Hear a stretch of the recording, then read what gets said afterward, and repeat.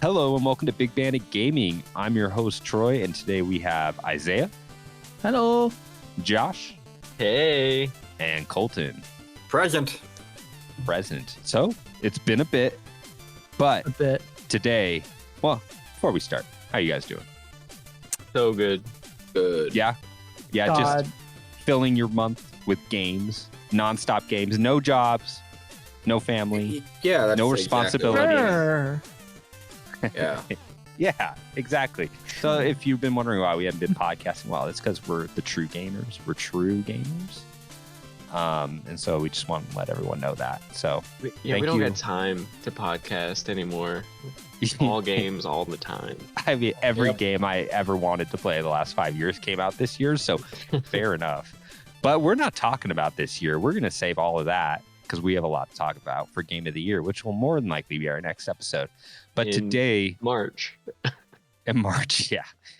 But today, we are entering the time machine, the dumpster-shaped time machine, and it is taking us back to 2014. So yeah, we're going to talk about video games in 2014. That was a decade ago.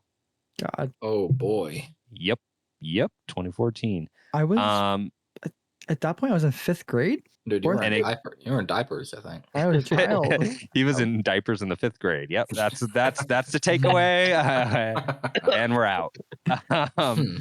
But thank you for saying that, Izayah, because I do want to know, where were you guys in like 2014? Like, how old were you? Where were you at? Ooh. Senior year. Unfortunately, with this guy, Colton. Yeah. Jeez. Or senior year, you know, I was living in my little like a little apartment thing in the back of my dad's backyard. Had my own little like building for the first year. That was fun. Didn't have a PS4 yet. Had a PS3, so I was playing a lot on the PS3. But you got one before I did, right? I got one, yeah, but it was sometime in 2015 because Dakota, my brother Dakota, is one who got it first, and then he just showed it to me like a year later. Yeah, I also got it in 2015. Yeah. You know, you'll find that maybe you didn't need one till 2015. You know, that might be a topic that comes up. So maybe all is not lost. But that's interesting. I didn't think about that. You probably mentioned that last time we did the back to 2013, but I forgot about that. But yeah, cool. I was in I think I was in Colorado for the first part of 2014. I had just finished up my respiratory therapy degree, which I did absolutely nothing with at any point. just gave me loans because that's how it was. But because of that, I was just working. I think I was just working at like a Starbucks. And then around, I want to say August that year, I moved to Princeton, Texas. Little town called Princeton, Texas. Whoa. Where I did not know anyone, and there was nothing there for me at that point. So I had a lot of time to play some video games. Let me tell you what, if you're looking at, if my fellow hosts are looking at this list, I put these games on because I played all of them that year. Oh my Oh my God. So yes, that was just like an interesting, like, it was a year before I met you guys. I think I was at Princeton, Texas for about a year before I even met you guys. Mm-hmm. So I was just working. I worked at a CVS in Princeton, Texas. You remember that CVS across from the Oh yeah. Oh yeah. Yeah, a lot of meth heads, but I found that fast too. I worked there for like 3 weeks, and then I got a job at a pool company and ended up doing that for a very long time, and then dragged Colton with me. So for better or for worse. Yeah, you know. Yeah. No, it was good. It was good for the most part. Yeah. It put some money in my pocket. It's good. But yeah, suffice to say, when it comes to games, I just had a lot of time and a lot of extra cash that I wasn't really spending on anything else. So yeah, it was just an interesting, weird point. And after all these games, after this year, I was very much like, you know what? Video games are cool and all, but boy, do I need to do something. So yeah. But cool. I mean, what do you guys like? Do you guys like have any like specific memories overall about like gaming this year? This year, Because this was a year, the year 2014, Okay. because it was a year after the PS4 Xbox One launch. Like I know for you, Izayah, you said how old were you? Oh yeah, I was in 5th grade, 4th grade. Right. Which means you were probably not like, let's check at the latest gaming news. No, but whatever was on the internet on Tumblr, I definitely Oh, caught wind geez. of. Oh, sure. Which we'll get to that later. Oh yeah. Yeah, there's a few games in here that are very Tumblr worthy. Yes. But all right. That was me snapping at my cat, eating a blind. All right. Fix it in post. I never will. But so yeah, I mean, like my overall impressions, I remember this year just playing a lot of games. I remember how much just not next gen stuff I ended up playing. And yeah, just how much it was just like a really slow year for PS4 and Xbox One. And I remember that very clearly. And there is like a larger reason for that outside of it just being like its first year for a console. It was like a first year for a console that like the game companies weren't even sure that we're going to sell, you know? So a lot of these games were just like, I don't know, we'll try to put something out there or we'll wait and see, or we'll do like a last gen game since there's already like 120 million of these out. But it does explain a lot when we start going through the games. But yeah, I just remember it being a slow year for those new consoles. Yeah. Yeah. But hey, Crazy. let's just get into it. What was 20? So before we get into it, I just want to remind people that this was the 8th year for the 360, 7th for the PS3. This was the 3rd year for the 3DS and Vita, 2nd year for the Wii U, and this was the 1st year for the PS4 and the Xbox One. So it was real long in the tooth for the 360 and PS3, but as you'll see, there's still plenty coming out. So yeah, let's just move in. Let's go. How we're gonna do is we're just gonna go month to month. We don't have a ton of games. I mean, there is a good amount of games, but we won't. We will try to get through these pretty fast. But just as far as like events, we have a category for events and games. And for events, this was January 2014 was the PlayStation Now announcement for Sony. So did you guys ever like use PS Now, or do you? Yes. What is that? Yeah. Okay. Oh well, there's Josh's answer. I do faintly remember trying it for free, and this is before obviously we have the current PS Plus Extra and like Premium and all that good jazz. It's not good jazz, but it's jazz. But when I had Now, I tried Sonic Adventure, and what it just did was that you're basically streaming the game. You're not really buying it. You're just like streaming it through like the south, like through like the Wi-Fi. You don't get to own the games. You just kind of, I guess, you're keeping them until like, well, inevitably PS Now was like tarnished. So that save file with like Sonic Adventure is just gone. Oh really? So, What? Pretty sure. That's wild. It's were only there on any PS3. downloads at all at this point? Oh There's no. It's all streaming. So there was so no PlayStation for all the tiers now. Yeah, you can download and stream. Well, yeah, these but PS3 games still can't be downloaded. No. They are all streamed through PlayStation That's Now crazy. still. And that's the thing. PlayStation Now wasn't ever like great quality wise. I think they might have upped it, but it was like 720p. When it first came out, I think it was just like PS3 only. So it was just on the PS3 and you could play like PS3 games. So it wasn't very useful. But it was just my first like time trying streamed gaming, and it wasn't a great experience. And other than GeForce, Now, it's not. There hasn't been another one that's ever like impressed me. So. And also something happens here. This was the year that Microsoft acquired Gears of War from Epic. So yeah, I didn't know. I didn't know that it at one point it wasn't theirs. That's interesting. Yep. That I guess that just I must have glazed over that like fact at one point. I always thought it was always Microsoft. Yeah, me too. Weird. Yeah, no. Cliffy B was an Epic employee for a long time, and they just worked really closely with Microsoft.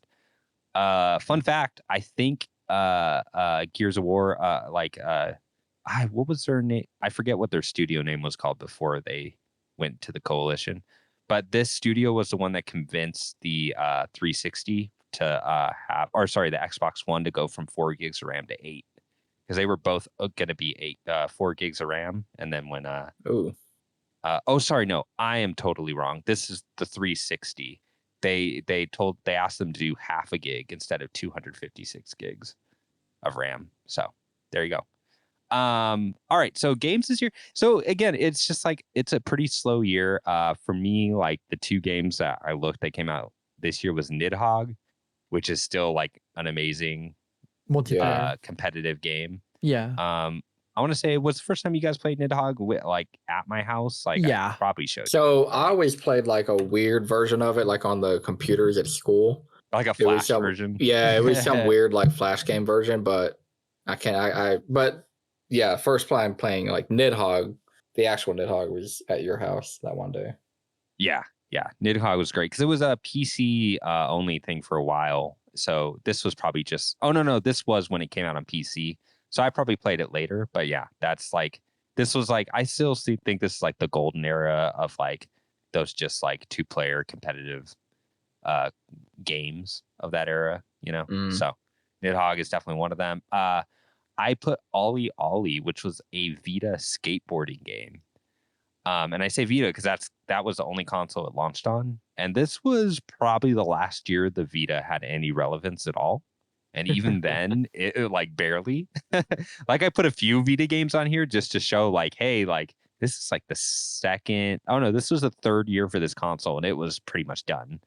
Ollie Ollie was funny. Yeah. It's a great game. Later came to everything else, but it's cool because instead of inputting your moves through like the face buttons, like Tony Hawk, you did it through like stick flicking. Yeah.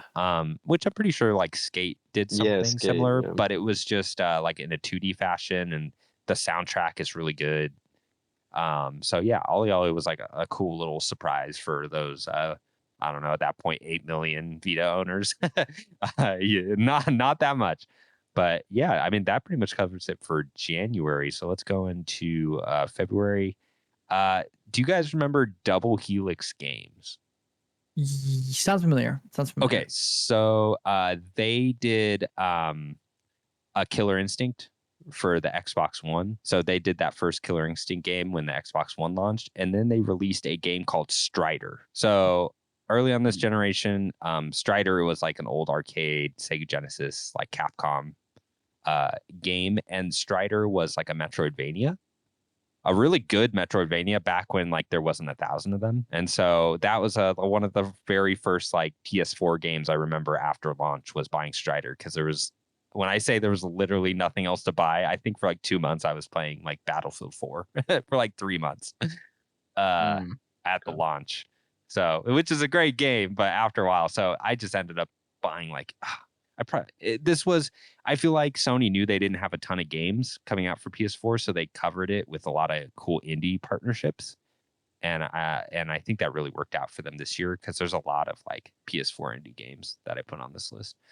And then Strider did come out that year. That's a really cool game. If you never played it, it's a Metroidvania. It's pretty fast. It's a pretty quick play, but it's good. And then Irrational Games, the people that put out BioShock Infinite, closed. And if you guys remember last year, that like Infinite like just come out. Like they worked on this game for like decades, like half a decade. It came out and they were like, well, bye. So yeah, just kind of like a wild turnaround. And a decade later, Irrational, the new studio that came out of Irrational from Ken Levine just announced their new game like last year, like a decade later. So yeah. Yep. Izayah, I don't want to go in order because I don't want to talk too long about like every game on here. Oh, but there's a few. Love your voice. I know. So soothing. Sultry. Sultry. Why don't you take a couple on here, Izayah? Yeah, absolutely. So Strider came out 18th of February, and then Donkey Kong Country Tropical Freeze came out the 21st of February. And Troy, that's like one of your favorite platformers, if not your favorite platformer ever, I right? think it is not my like favorite platform ever. It would be on like my top 10 really easily. I think it's the best like one of the last better platformers the last 10 years. Okay. Like 2D platformers. Okay. I would say Donkey Kong Tropical Freeze is better than Super Mario Wonder, just to give you like That's what it is crazy. on a scale. That actually is crazy. I've heard so many good things from y'all, like talking about Wonder, and that puts a high bar for that game. Yeah, Tropical Freeze is an incredible platformer. Love that. And then February 11th, I skipped over this date, my bad. Danganronpa Trigger Happy Havoc came out. This is the first Danganronpa game, and it was like an immediate hit. Like if you were to go on social media, you go on YouTube, look up your casual Let's Players, Burleezy, maybe like Corey Kenshin, other people like that, loved this game. Like the content that came out of this game, it was amazing and like just so fun. And I think overall the premise of like a killing game for, okay, weirdly enough for high school students, but still whatever. A killing game where you were forced to like, hey, you gotta participate in this. Someone's gotta die, and y'all gotta figure out who done it. Each chapter, it's so cool, and they always kind of like, well, what is the word like? I guess subvert your expectations. It's not always like, oh, someone died, let's figure it out. Sometimes the situation's a bit more complicated. Sometimes it's accomplice, and it's really cool. Good game. Kind of like a messed up Phoenix Wright. Messed up Phoenix Wright is a good way to put it. With like I visual recommend novel it. elements. Yeah. Well, I guess that's Phoenix Wright too. Yeah, Phoenix No, Wright. yeah. Yeah. Well, and also this was a Vita exclusive for a long time. Oh, you're right. So this is when it launched on the Vita, and then it later came to like PC and PS4 and all that. But yeah, so I mean, like I said, like the Vita was on its way out, but there are like a handful There's of a lot of good big games. releases. So Gravity Rush being one of them. yeah, Such a good game. yeah, yeah. All right, you take the next one too, Izayah, because this is definitely a U game. Skullgirls Encore. So a little bit of background. This game wasn't doing super hot with its publisher originally. I'm pretty sure that's like the story of it. And so it was like it got like booted off the publisher, then went to a different publisher, and it got like reprised and like it got like a nice glow up and stuff and like more content and like what is it like voiceover packs and like all these other cool like additional features to this game, and it got called Encore. I was like, hey guys, we're back and we're gonna come at the fighting game scene stronger than ever. It is a great introduction to the Marvel vs. Capcom like teamwork versus fighting games. game. Yep. Yeah, it is a great like introduction to those games, and if you like those games, you're gonna love Skullgirls. And it's recently rebranded about a year or 2 years ago by now to like a bit more appropriate, to be like just overall like more demure. That might sound vague, but there were certain things with the original game that was like that mean? a bit pervy, a bit like weird for like some high school girls. The developers were like, hey, our creator's kind of shit, so we booted him and now we take over the team. It's really cool. Skullgirls is awesome. Amazing soundtrack, and also Big Band the Goat. And of course, lastly, for February 18th, Rayman Legends came out. Was this for Wii U? Okay, so it's funny you asked that. For when Rayman Legends was announced and when it was shown as a Wii U exclusive. Like that, pretty much the core That's mechanic. right, the touchpad. The core mechanics of the game was to have someone on the actual tablet, like cutting vines and drawing platforms. Oh, weird. And then So cool. the Wii U came out and sold what it did, and Ubisoft delayed. It was done. Like it was done. They were gonna release it. Yeah. And they waited. They actually took a year to port the game to PS3 and 360. And they Probably like the right choice. I mean, at the end of the day, for sales, yes. It just was a weird thing where on the PS3 version, you would actually like to like cut vines and stuff, you had to use like a trigger, and it would like automatically do it. So like the Wii U version was definitely like still the definitive version. But yeah, totally. I was bummed because, I was like a near launch Wii U adopter. And so like any exclusives was pretty exciting. And for them to be like, hey, it's done, but we're going to like, it might have been like 6 months or whatever, but they're like, yeah, we're going to delay this for like half a year or so. Yeah, we can get it I on guess I other can see that. platforms. And I can see remember being a that. bummer. Yeah, it was a bummer because I was like, if you were to ask me, hey, what game are you looking forward to the most? Like, for the Wii U when they announced it and launched it, I would have said Rayman Legends, because I thought Origins was like probably my game of the year that came out, or like up there. So Wow. yeah. I mean, when it came out, it's still a great game. Rayman Legends is still like a freaking awesome game. Probably the Me last personally, last Ubisoft game I like can just say like I love top to Wait. bottom. Was it better You know? than Tropical Freeze? Oh God, that was a good month for platformers. Yeah. For Right. 2D platformers. Troy. Oh, I don't know, dude. I'm gonna have to like meditate on that. Get in a position, a pose, a mountain. I don't know. What's up? I just want to say, like you said, that was your favorite game. Look forward to the Wii U when it launched. Uh-huh. I gotta say, Call of Duty Black Ops 2 for the Nintendo Wii U. How could Dude. you miss that? How could you miss that, bro? Dude, I could have played Black Ops in bed, like a whole 5 feet from my system. I know. Yeah. There was a bunch of weird ports for the Wii U at launch. You play like Mass Effect 3 or a Batman Arkham City, and they all ran worse than the other ways. Yeah. The Wii U is a weird system. Love it, but weird. But yeah, we're already okay. We're going into March, and there's another set of really weird releases, kind of like Rayman Legends, where you're like, that launched on that platform. That's weird. I don't remember that. But all right, so in March, Project Morpheus, a virtual reality headset, was announced. So were you guys excited for like a VR headset for console when that came out? Dude, at the time, dude, it seemed so far like out of reach for me. I was like, there's no way, like that's still 15 years away, that kind of stuff. Like, I don't know. I didn't pay much attention to it at the time. Okay. I remember buying a used pair of the Move controllers in preparation. Mm-hmm.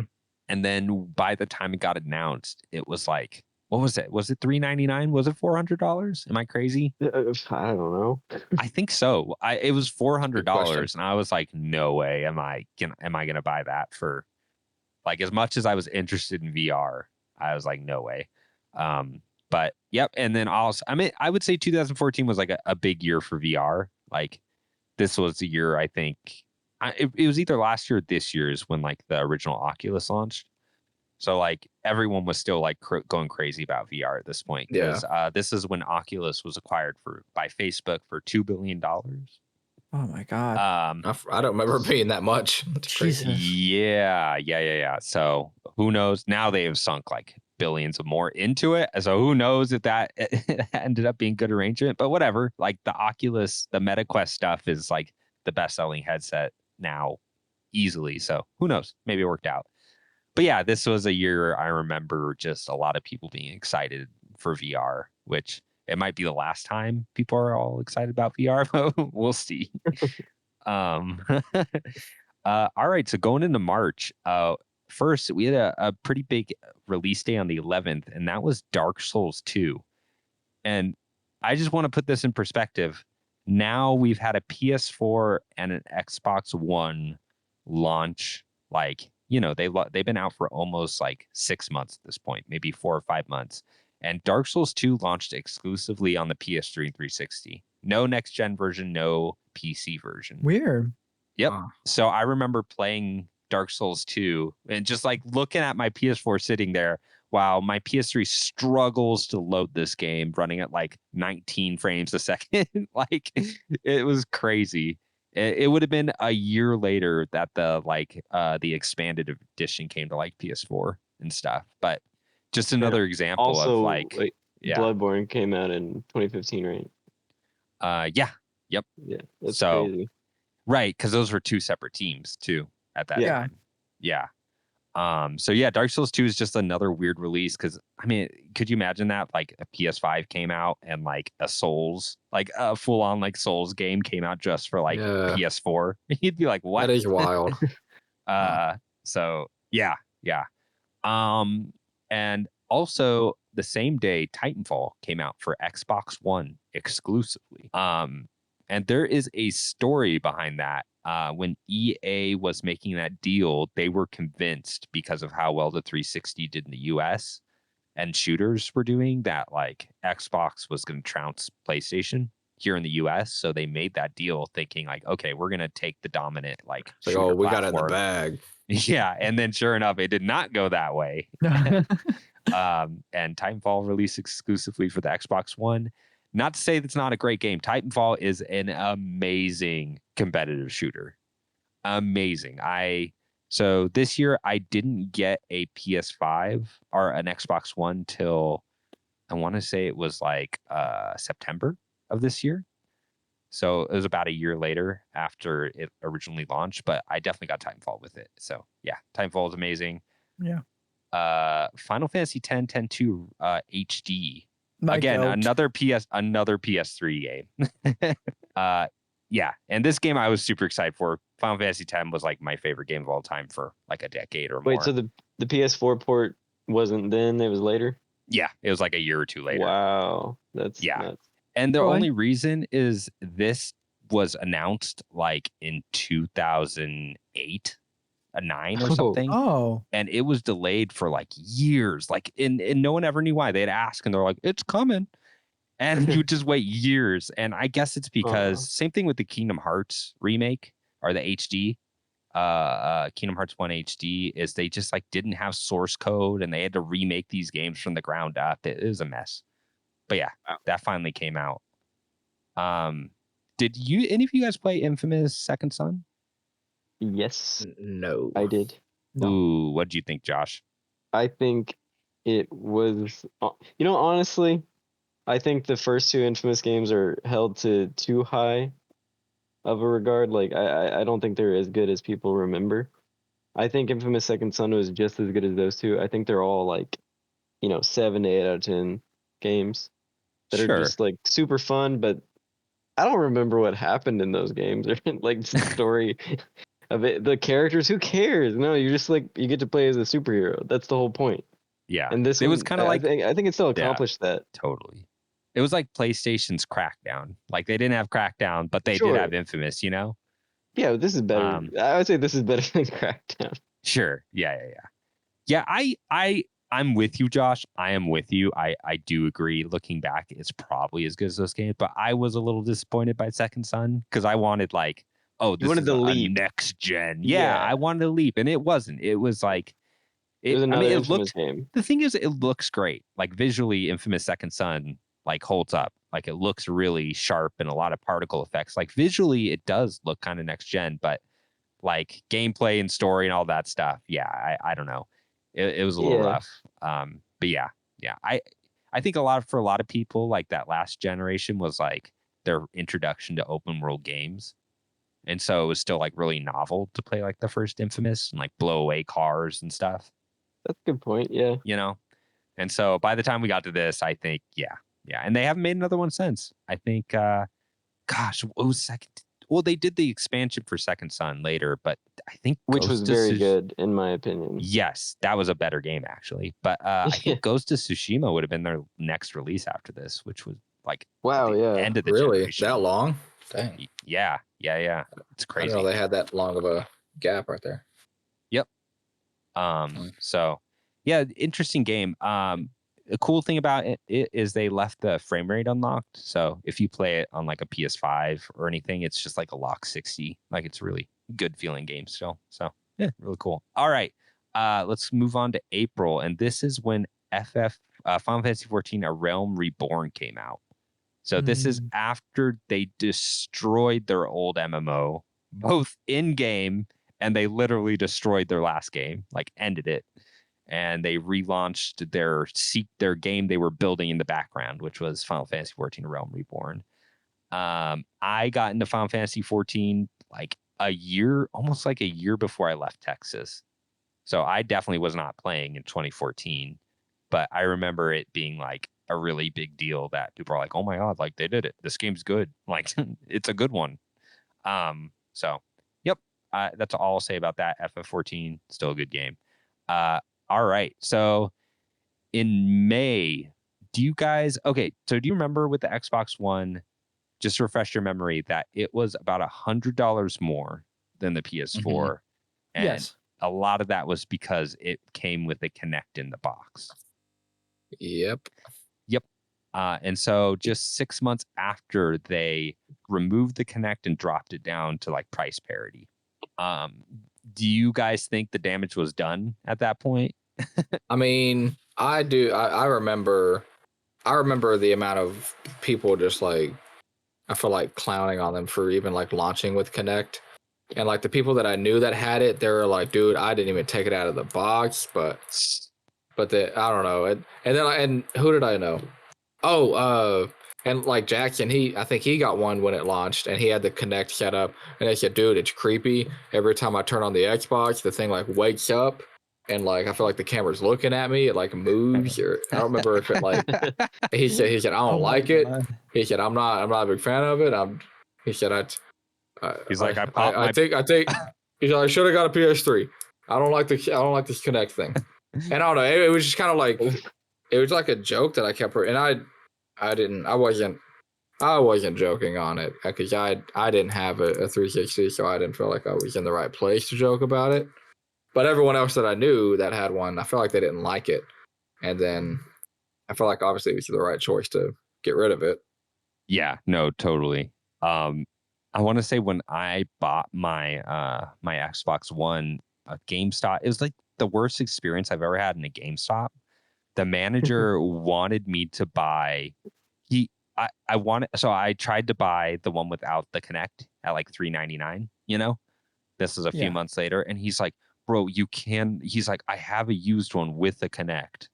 Like, Oh my you're like, gosh. you need it. Like, you need this." I'm like, "No, I don't need this. I'm just gonna buy the new one without it." And he's like, "No, you don't understand. Like, they built it with." Like, he would not like take no for an answer. And finally, I was like, "Dude, no, I'm gonna buy this one. Like, I brought it. Like, this is what I want." It was weird, but Oh my God. yeah, Like, just a weird experience.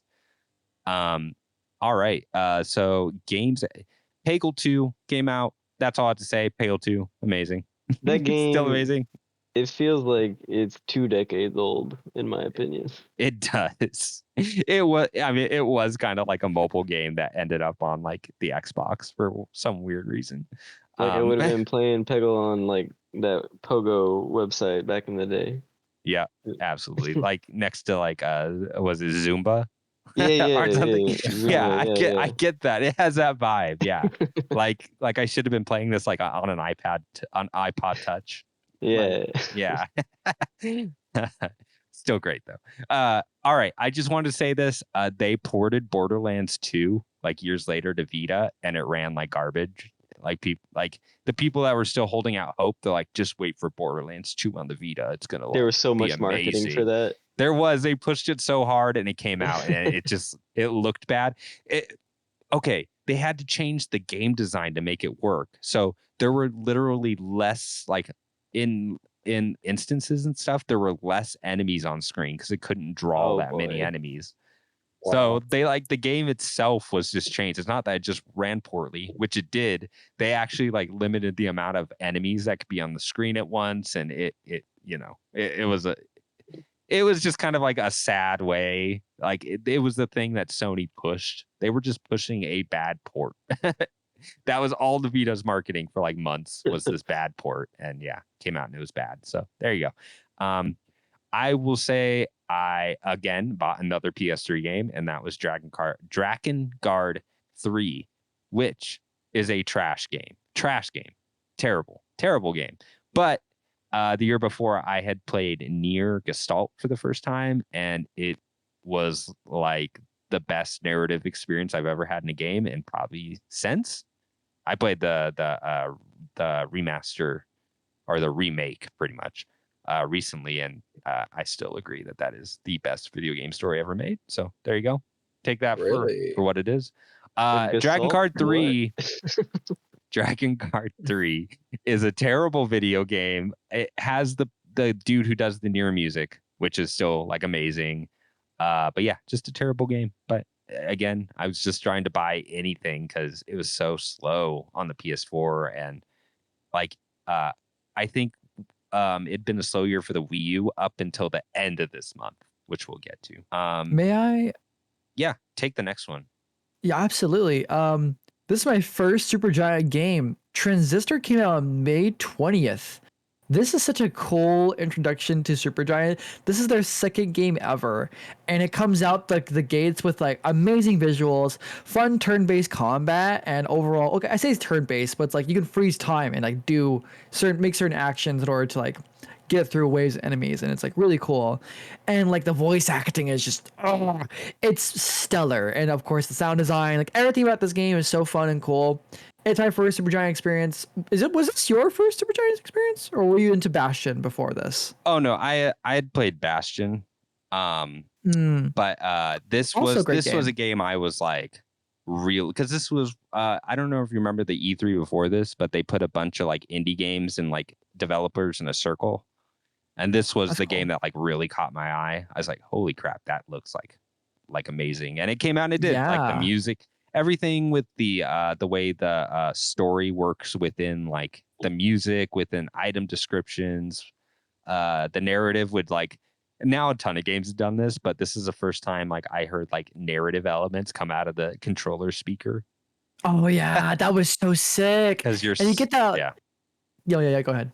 Oh no, I was just saying, yeah, Transistor is like an amazing kind of like turn-based strategy game. Yeah. With just like a killer art design, soundtrack, voice acting, just like flawless deliveries. Like Transistor is it's a good game, heck of a game. The voice actress for the lady, the red hair, her name is Ashley Barrett, I'm pretty sure, and she still is a part of Supergiant Games' like catalog and in Hades too. Oh yeah, she does all So, their vocals. Like that's awesome. their female vocalist is like been the same through Bastion, through Hades. Yeah. Goat. So I feel like Transistor was definitely like Supergiant being like, hey, this is like us. This is what we do. We just make Yep. like killer games. Like, Yep. you know, and they haven't made a bad one since. Like, just keep getting better. So this next game, I did not play it when it released. I probably played it like a year or two later. But Wolfenstein: The New Order is an amazing like single player first person shooter, narratively and everything. They're like the cutscene, the voice acting. It's very much like playing a Tarantino. Like, it's pretty much, yeah, like cutscenes play out like a Tarantino movie. Like you can see their inspirations and stuff. Wait, But was this the first one or of the like newer yes, Wolfensteins, or was this was the first not one. the DLC Nope. or expansion or whatever? Okay. No, yeah, this is their very first crack at it. Okay. Now they're about to put out the Indiana Jones game, Machine Games. Yeah. But the cool thing about this game is the more you did in action, the more you would level up. So the more you did like the stealth design in this game is really good. Like it's a really good stealth game. And the cool thing I love about the Wolfenstein New Order is that when you break stealth, it's not like, oh, now I have to take care of these dudes and I'm underpowered. When you break stealth, you just pull out like a ridiculous arsenal and you play it like a shooter. But they both work like super well and reward you for playing either way and both ways. And it's just really good narratively designed game. And it's a lot of fun. It doesn't take itself seriously. Like I think at one point, like Jimi Hendrix, like is like helping you shoot people while playing like a solo. It's ridiculous. It's great. What? No, I played this game. What are you talking about? Dude, that might have been the second game. I'm pretty sure it's this game. You can, depending on your choices, you can make different choices in this game, and one of them gives you Jimi Hendrix in like this alternate Nazi future. What? Where he's just like taking it to the man, and you can watch That's him play guitar. amazing. It's dude, it's like look it up. I'm not making this up. No, I see it. That's amazing. What? Wolfenstein: The New Order and its sequel are freaking incredible games, and I'm sad they didn't sell more because I think they would have finished it off with the third game if they did sell more. So now they're making Indiana Jones, which is okay, but I really like the Wolfenstein games. Yeah, it's really good. Yeah, they're really good. Josh, why don't you take that next one? Oh boy. Because I sure don't want to take it. Oh, Watch Dogs. That's where we're at. Oh Jesus. So yeah, this is the first PS4 game I ever played. I was so convinced by those E3 trailers. Dude, turns out they weren't You were real. tricked. Yeah. Yeah, this game was. You know what? I'm gonna be honest. This game was not bad. It's just that I think everyone was so disappointed that it didn't live up to those trailers that it was just ragged over the coals. You know, and it it was fine. I mean, platinumed it, I think so I have a problem. Colton, do you feel like those trailers like really sold you something? Did Oh, you no, feel yeah, tricked? I remember being at Josh's house. I think I don't know if it was on the. I think we watched like some of the stuff that they showed at E3 the next day or something. But Quite possibly. I remember we were like, "Oh my god, look what you could do with this freaking game!" We're like, to the PS4 is gonna be freaking amazing. And they were like, every game is gonna be like this. Oh my god. Yeah. Yeah, I remember being very hyped up for it. And like I said, I didn't get the PS4 till like sometime in 2015. But when my brother got the PS4, this was also the first game that he got. And I remember him playing it like in the living room, like over at my mom's house. And I think he let me play it. And I played like the first like 3 or 4 hours, like one weekend. And I was like, wow, this do I get to do any of that cool stuff later, or like is this just like a really slow like intro to the game? What's going on? Yeah, dude, like you're like, was it like your sister is like mad at you and you're like, what is going on? Yeah. Like, It was strange. I just remember they showed like it felt like you were going to be able to just exist in this world and anyone could, or like your friend could just jump in with you at any time. And I don't remember that being a functioning feature at launch. oh yeah, and they made it seem more interesting. Like, hey, you can see what anyone's like doing and what their feelings are and what their you could hack intent into anybody's is. device. Yeah. And, see their whole life. And it was like, it just kind of told you like their name and This age. guy likes books. You're like, oh, Yeah. Great, cool. He wants a salami sandwich from Subway. Yeah. And it was just more of like, if it was like AI generated like information, I wouldn't have known any better. Yeah. It didn't really have any effect on the gameplay, which is really disappointing. Yeah. It was really weird. And I think it showed. The thing is, that game sold like incredibly well. So, and thankfully, Marketing, I mean, they made 3 of them. Yeah. But I mean, that being said, oh god, I forgot about that third one. Yeah, and I mean, I agree with Josh. I think it's not. It's that I don't think it's a bad game either. But I mean, because I didn't platinum it like Josh because I'm not insane. But I did also beat it. Yeah, and I remember beating it. And it was like, oh yeah, okay. I mean, there was a conclusion to the story. It wasn't the worst game ever, but it just was wildly. There was a conclusion. Well, I mean, I mean, it's what we've been saying all along. Like, it's not like there was a lot of games for like the PS4 and Xbox One up to this point. You know, if you didn't buy Second Son or you didn't like Titanfall came out 2 months ago at this point for your Xbox people. You know, people are just ready to play like their next big game on their new console they bought, and that was it. You know, whether you liked it or not. So Watch Dogs for me, it's funny. Okay, I walked into a GameStop. I bought 2 games. I bought Watch Dogs and I bought Mario Kart 8 for the Wii U, which came out on the 30th. And one of them, I was like, yeah, I might like Mario Kart. I might just like play it with people. I don't know if I'll love it, but I'm gonna go play Watch Dogs.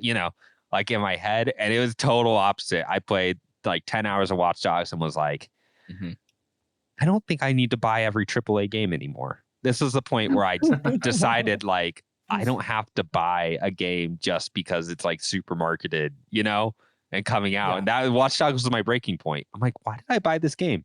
Like, whatever. And then Mario Kart 8, I ended up spending like 200 something hours online playing it over the next 2 or 3 years. I'm sure. I mean, we still play it. Oh, I know. Yeah, Mario Kart 8 is like freaking incredible. What an incredible game. Awesome. What a treat to have on like your Wii U at that point, which was in its second year. Like it needed it. It just Mario Kart. It needed Mario Kart 8 so bad, and when it came, it was just so good. So, yeah. All right. Cool. Buy Watch Dogs. Honestly, the game sucks so hard. I don't know what to say. I'm trying to be nice to it, but I'm like, God, that game. Like the tone of it. Like the main character is he's so lame. Like, oh man. Nah, he's fine. So lame. He's fine. That wasn't the worst part about the game. Okay, yeah. I don't know, man. Just generic white person. I mean, I guess it was like every protagonist. Sure. I relate. I'm a generic white person. Yeah. You can buy a trench coat at any time. Yeah. I wanted one until I was like 14, and I was like, maybe I shouldn't buy a trench coat. Oh man. All right. So June's coming up. So in June, Nintendo announces that their president, Iwata, won't attend E3 due to medical issues. And I think Iwata passed away like a year later. And so, but this was like the first time people were like, oh, that's weird. Like, this seems like a big deal. Like, he should be there, you know? At this point, we didn't know that he was like, had cancer or anything.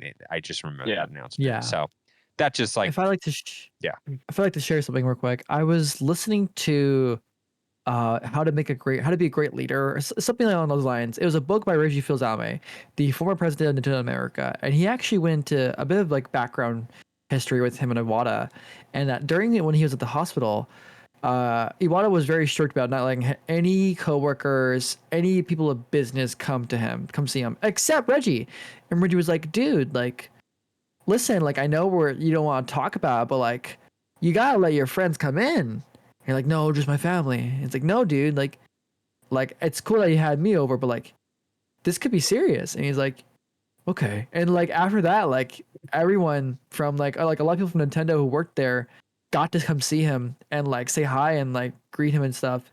It was very sweet. There's a lot more to Iwata's backstory and like his medical condition, like his journey up until, of course, his unfortunate death. But yeah, I don't know. It was really sweet to see that.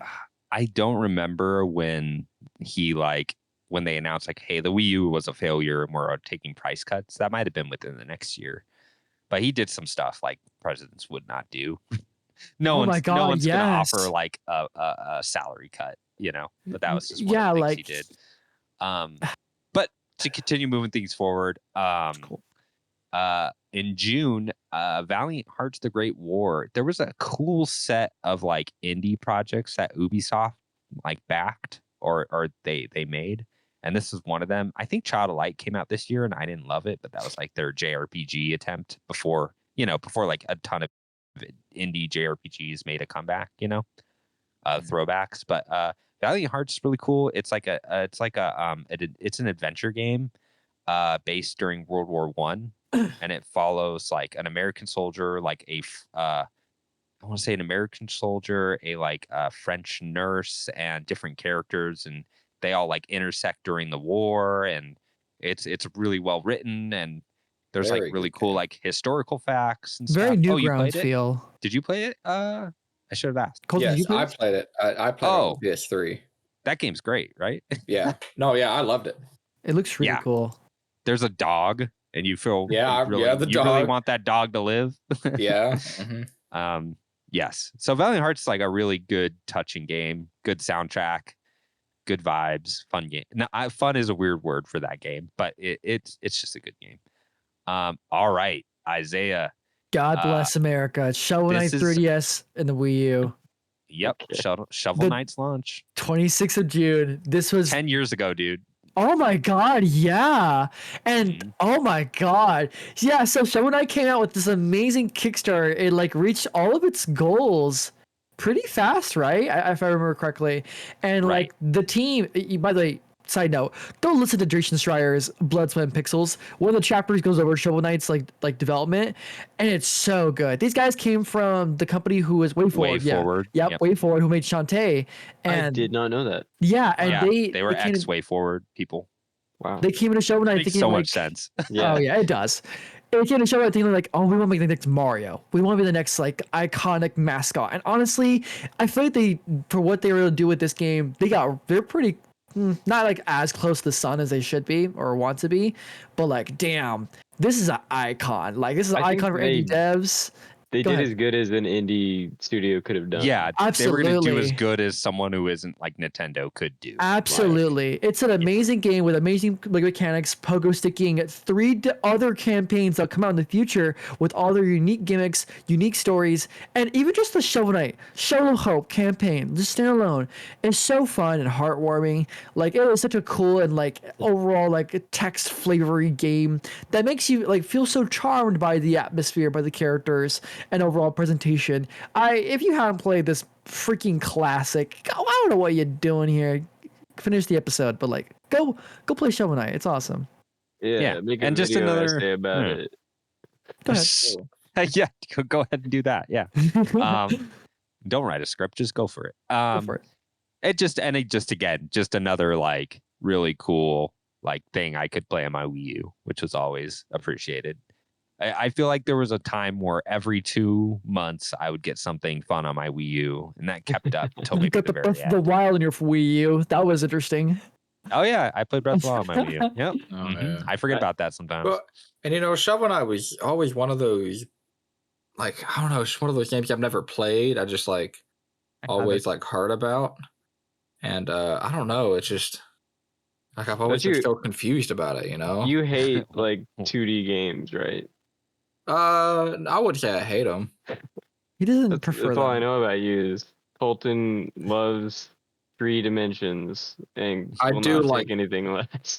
I do like 3 dimensions. Yeah, I mean, Well, it's like when I look get at your- Shovel Knight, get your flat. it doesn't get look your like a game I want flat to at- play. Yeah. But Yeah. Colton likes big butts. 3D. Yeah, big rounded 3D. objects. yeah, He cannot lie. That's what we know about him. All right. I did not write this next one I in. did. I know. Go for it. Did you put like Snoop Dogg in here? I don't know. No. I just want to say Tomodachi Life came out in June 6th. I never got to play this game. I was always the outside perspective of like watching YouTubers and like YouTube clips and like memes of it. It is the funniest freaking game. In 2024, I will go on TikTok and see clips of people putting Lin-Manuel, the Hamilton like lead director and like actor, role play with Peter Griffin, and be like, oh my god, they're gonna confess they love each other. What's this? Elon Musk, he's here to intervene. Who Peter Griffin? It's so stupid. You can self-insert yourself, your family, your fictional OCs or like just some characters into this game, and you make them sing, give them like a nice room, decorate them. Very cute 3DS game. Why haven't they ported this to Switch when they've already done that for, what was it, Miitopia? Something like that. I forget the game, but like, Yeah. bring this game back. It's funny. It's cute. Bring it back. Yeah. No, it seemed funny putting like celebrities in and then having them do just like really Snoop weird, Dogg. funky stuff. Like, yeah, it's good. All right, let's move to July. So there wasn't any big news that I saw, but for Rogue Legacy came out on PC, I think the year before, but as a like Rogue Legacy is like the perfect like handheld game before like that became a thing for the Switch. I think Rogue Legacy showed me like, oh my gosh, they made like, because there's a while there where the Vita was kind of like, it was like the proto Switch on like that's where everyone wants to play their indie games, Yeah. Sure. It's just like the convenience and stuff. But Rogue Legacy was like an amazing early roguelike like action platformer that really paved the way for like later games of its ilk, but yeah, it was just perfect on the Vita. The Vita has the perfect D-pad, and so that always helps for games like that as well. And so yeah, Rogue Legacy, that was like an amazing Vita game, along with like Spelunky. I think Spelunky came out on Vita this year too. Really? So those are just No. really good games to have on like a So handheld at the good. time. So let's go to the next. Did you guys? So obviously, I think most of us played The Last of Us on PS3. Maybe Izayah. Yes. played No, the actually, PS4 that was version. my first experience with The Last of Us. When I first got PS3 from Colton Victoria, they're like, Okay, there you here, go. have these. I'm like, oh, heck yeah. Well, a year later, The Last of Us Remastered came out, which That's I what think I That's played. kind of funny. yeah. Oh, really? That was the first time you played it, Josh? Yep, Colton Cool. raved about it for so long on the PS3, and then the PS4 version came out. I was like, fine, I guess I do like Uncharted. I'll try this zombie Uncharted game, Very and it was Yeah. great. It was great. Yeah, it's welcome. great. Yeah. Yeah, I think the remastered version,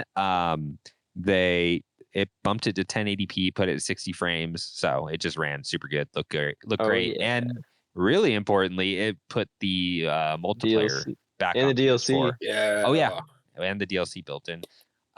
So yeah, when I wrote this down, I'm like, what if I just like downloaded The Last of Us Remastered on my freaking PS5 Pro and played some of that multiplayer? Yeah. What if we just did that? Is there anyone there? Are the servers still up? Who knows? We could try, but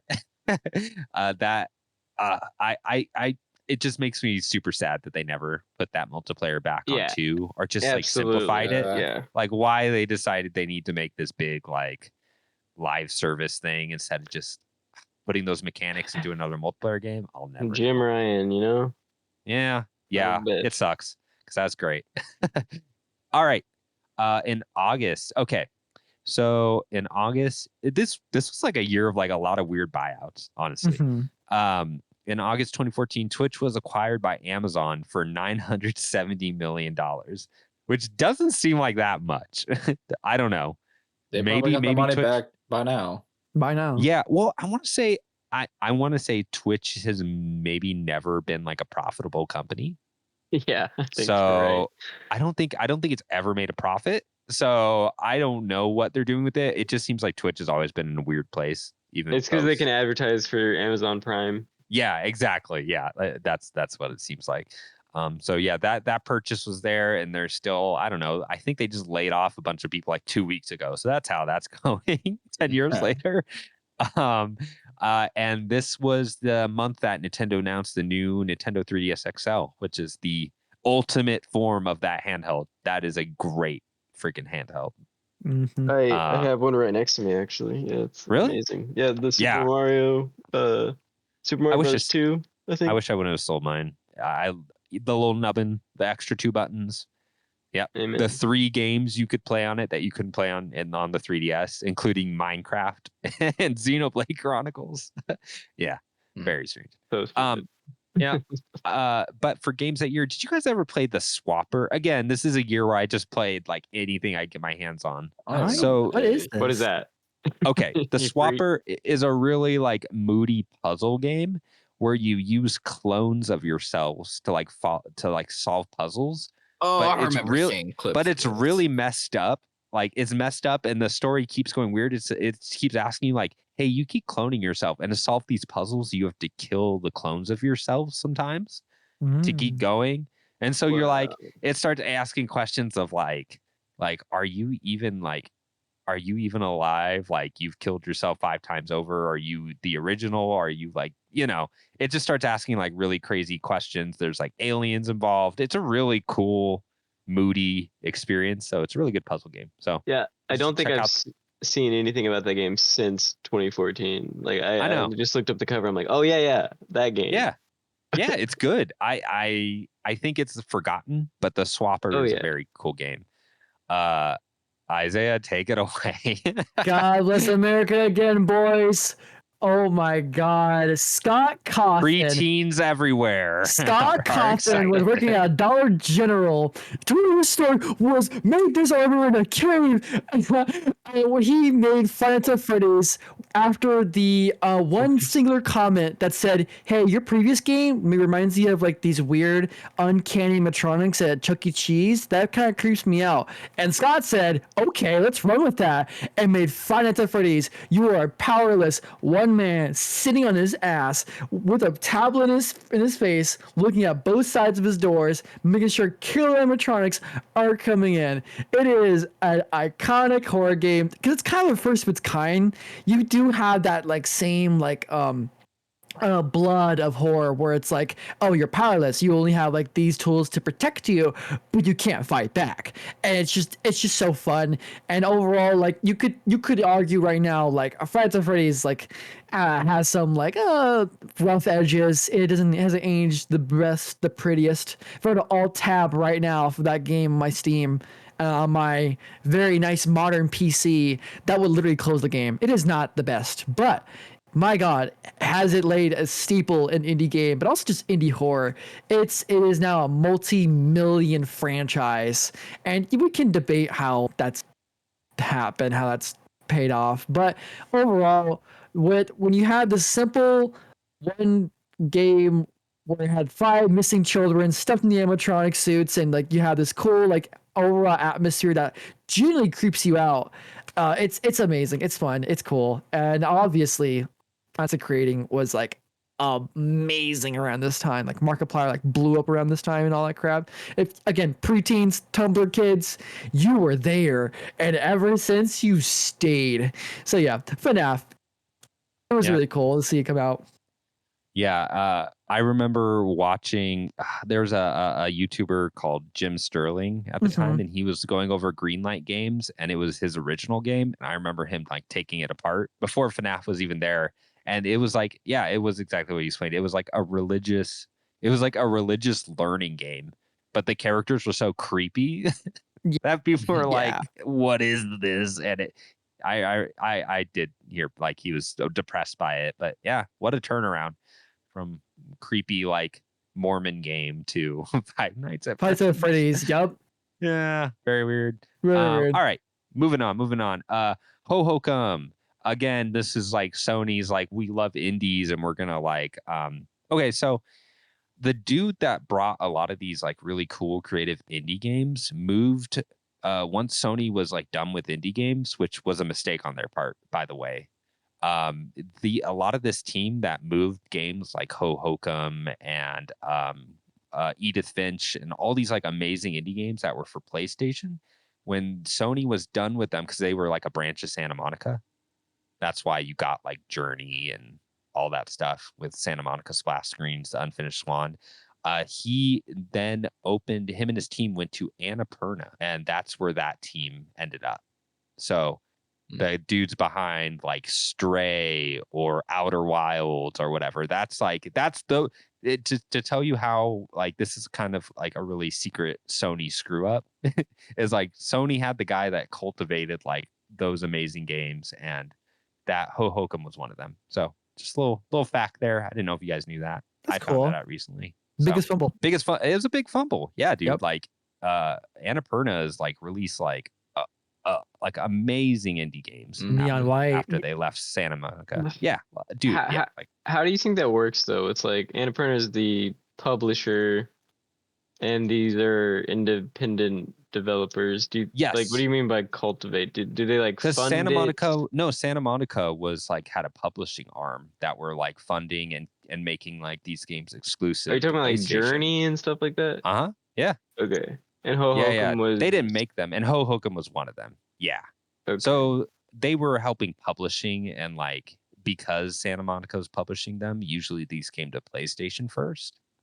So they were just like really cool exclusives that made you feel like, oh, I made a really good purchase because like I'm getting like one of these every 2 months.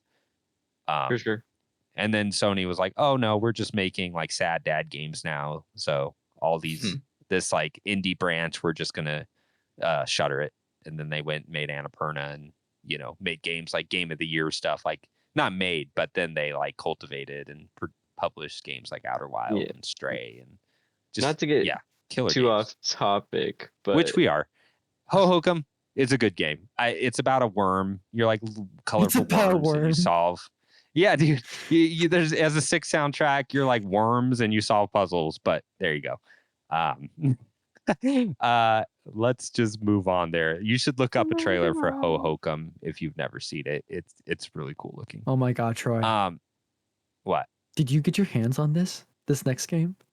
Oh yeah. I downloaded PT right after they announced. So next game is PT, and I downloaded it the day they are like, Anna, you can download it now. Wow. And yes, PT is since legendary. Less for the game itself, which is cool. It's a really don't get me wrong. It's a really cool, creepy, really visually striking demo. But I feel like its legacy is now larger than what like the actual thing is, and that's like being a Kojima-led Silent Hill project that got shuttered because of bad blood between Kojima and Konami.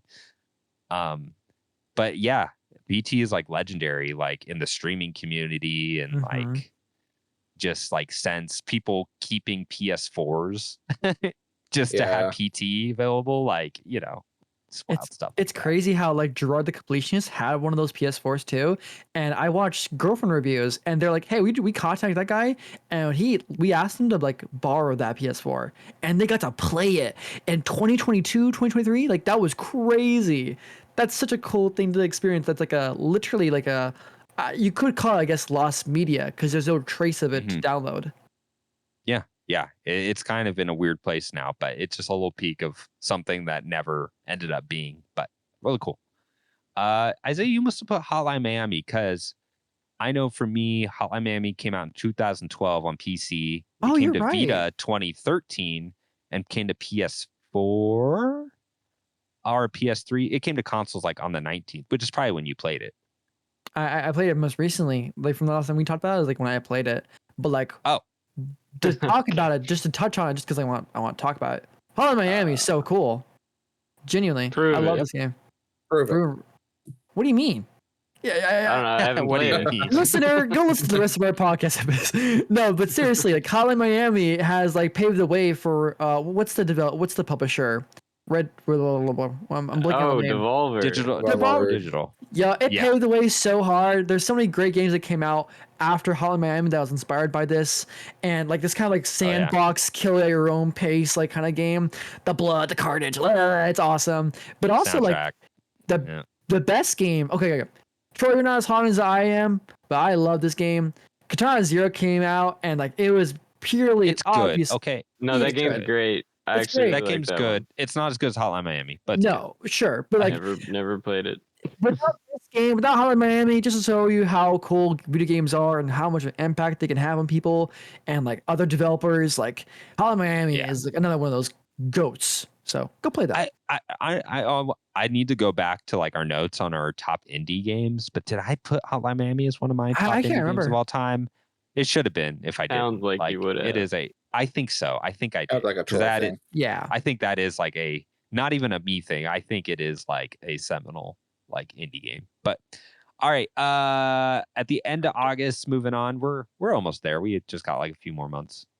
But just holiday months where every game drops. It's a fine. No, We're yeah, almost there. totally. Yeah. We'll try to move forward here from here. So yeah, this is the first time I played Diablo 3 was when it came to PS4. Loved and it. Oh. Diablo 3 playing 4 most recently. Granted, I didn't play the expansion. I think I put Diablo 4 as my most disappointing game. Absolutely. Dude, last that game. game's garbage. I'm sure they fixed a lot of it, but let me tell you, Diablo 3 Ultimate Evil Edition is an amazing game. So yes, Diablo 3, Agreed. great game. All right, September 2nd, there are no news. I don't know. I just want to put this down. The Sims 4 is now 10 years old, and they're still making Dang. content for it. Like they're Oh making my whole God. platforms And for it's it. still not It's as still good as The Sims 3. Dude, Sims 4 is still a freaking monster. Like, Yeah, holy crap, cash cow, like crazy. People when it came out, people were disappointed because there wasn't enough content compared to The Sims 3. But 10 years later, Well, now yeah, there's they did that with The Sims 3. Everyone was so sad Yeah. that it didn't have all the expansions of The Sims 3. Like, what did you expect? They weren't gonna Right. put dogs and cats in the base game. Get over it. Yep. All right. Minecraft. Was this when Minecraft launched on PS4? Yep. Is that an Okay. important date? It was important for me. It was important for me and No. Colton. My Yeah. bad, man. My bad. It was a much Yeah. limited. The 360 PS3 version was a lot more limited. So this Yeah. was like you could do the big level. The 360 was the last time I enjoyed Minecraft. That's fair. Shame. I never did. Moving on. No, I'm kidding. I know these console versions of Minecraft. I know a ton of people like, especially for like co-op. Like I get like yeah. doing split screen and stuff. Like that's a big Absolutely. deal. Great Love little it. couch, little couch. Great. Yeah. Colton, you one time took a really long time to build this house, but you made a house entirely out of sandstone. He's an artist. Yes. Yeah. We were in a How map, avant-garde. and we didn't have any sand, but for some reason I was like, I'm going to make an entire house out of sandstone. It took you And so it took me forever. I had to dig to find sand. I don't know why I did that, but it was fun. Yeah. What a legend. Okay. I just wanted to put this as a throwback. This is Murasaki Baby, which is just another weird Vita game before the death of the Vita. It was their last game that this producer put out was the Brothers: A Tale of Two Sons remake recently. I think we talked about that recently. That it was the Murasaki Baby developer, which is very weird. But moving. Oh, I skipped Destiny. You skipped. Yeah. I skipped a kind of an important one. Yeah, that was weird. This is sorry. Yeah, Destiny was the game that like Sony like pushed the PS4 behind. I feel like every conference, what was their December show? What was it called? Like X. Gosh, they used to do like a PlayStation Sony Experience. Yes. Like it was every PlayStation experience before our last PlayStation experience. They did this huge demo. Destiny looked like so good, so amazing. I I remember I played the. Did you play the beta, Josh? Or I you didn't have a did. PS4? No, you I did. played the. Okay. Okay, hold on. I'm confused now. I played the alpha. Did I get my PS4 in 2014? You must have because I must have. Because I have the Yeah. alpha badge or whatever in Destiny 1. Yep. That's crazy. Okay, I'm a liar, guys. I got my PS4 in I So, knew it. 2014. What my thoughts coming out of that and everyone's thought was, wow, that alpha, like the game feels amazing. It looks amazing. It's super fun.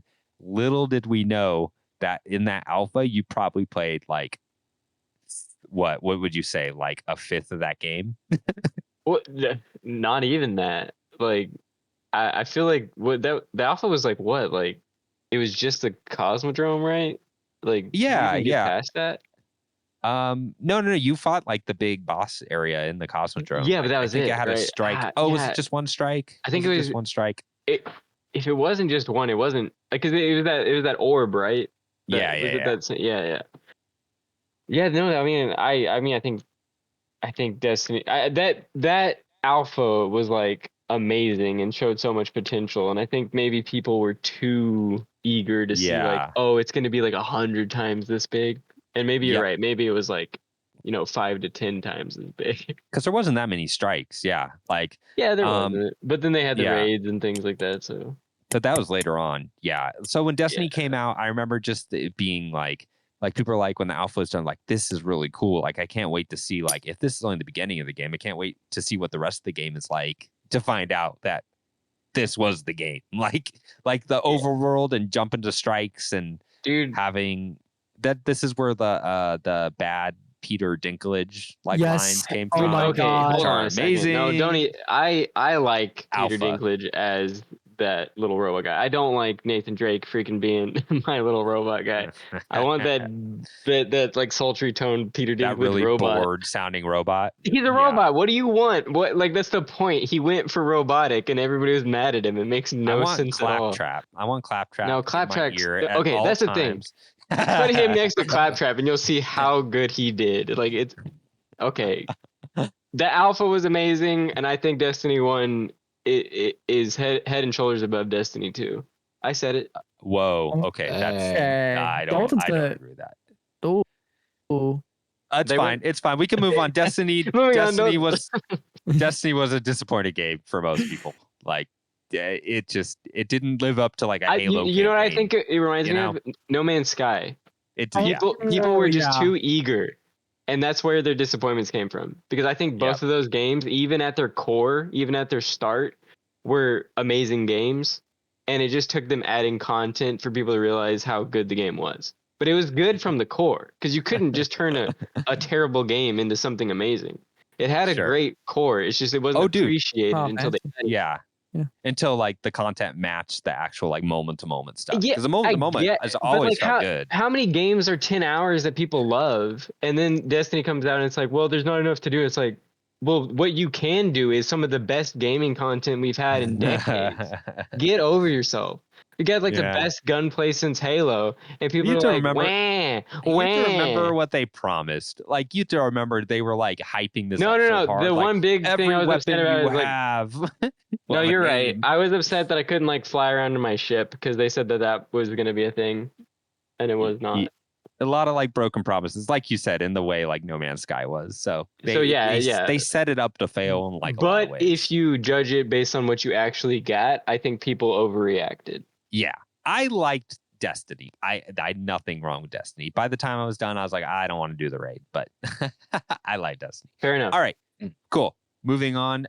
Did you put Slender the Arrival? that was me. Hi. Another that. horror amazing game. Of course, the consequences of playing this, I was obsessed with Slender Man. Also, was terrified. Still am. I get all you nightmares. preteens out there. All you preteens out there. Yeah, remember creepy pastas binge around? Oh, I'm just kidding.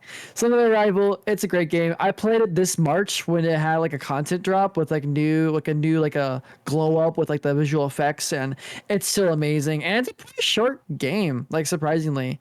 So yeah, shout out to Slender the Arrival and shout out to the developers of that game. I'm excited to see what else they make with Slender if they ever do come back to it. That's it.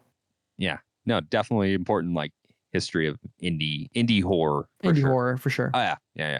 All right, Hyrule Warriors, really weird game, but it was the start of the Yes. is the start of. I mean, I think there was Gundam and stuff before this, but it kind of still felt B tier. This is the first game where Omega like Force. yeah, Omega Force joined up with someone that you're like, they let them have that.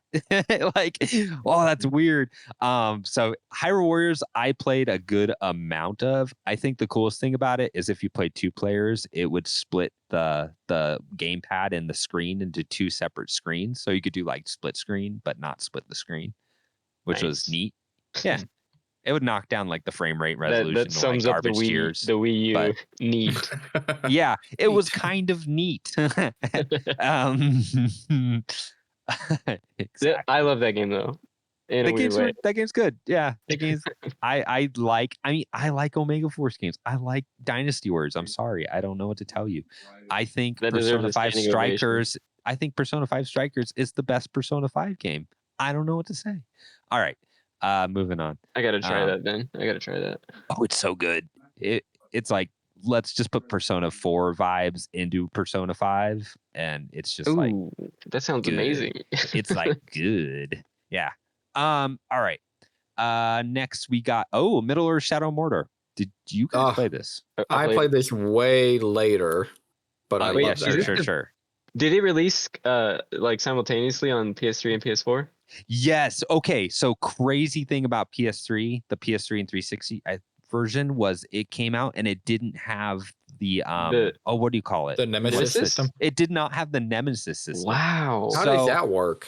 It doesn't. That's the thing. It's like half a game, and it ran. Do yourselves a favor while we were talking. Look up PS3 gameplay of Shadow of Mordor, and it runs. It's the worst running game I think I've ever seen.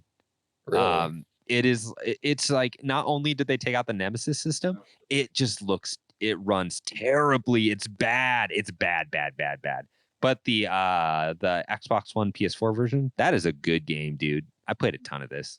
Me too. Out of this game. Yeah, very good game. I never got around to the second one, and I know people were disappointed, but I still want to get around to it. Dropped off the sequel real hard. Yeah. But let me tell you this original game it was such a slow year that Middle Earth, like Shadow of Mordor, won a fair amount of Game of the Year. I think it deserves it. I honestly think it was the best game. Interesting. I was gonna ask you guys like what would have been like your Game of the Year looking at this list. So I know I didn't write that in the doc, but that's an interesting question. There's a couple games that I think maybe you could argue, but this is definitely a front runner for me. Okay. Cool. Yeah, no, that's a good game. I love the fact that like everything you do, like even the mount, he just like climbs everything so freaking fast. Yeah, it was like in the way like a really athletic version of like the Assassin's Creed. Yeah, that's a good traversal. Yeah. God, this looks horrible. I'm looking at the PS3. Yeah, dude, it's bad. It's really funny. Oh my god. Yeah, this is like how they make it look like a PS2 game, and yeah, like, no, but it's not like the frame rate of a PS2 game. It's like even worse. I don't know, it's crazy. Yeah, that's like a historically like one of the worst sports of all time. So you want something awful to look at? That's it. Oh my god. So this month is where, again, only on PS3 and 360, if you're looking at a trend here, this is when Persona 4 Arena Ultimax came out. And that is an amazing fighting game that is a literal sequel to Persona 4. So is it a good sequel? Sure. Ultimax is the original Persona 4 Arena is like its visual novel elements are really not great, but the arena content and like the new villain is kind of fun.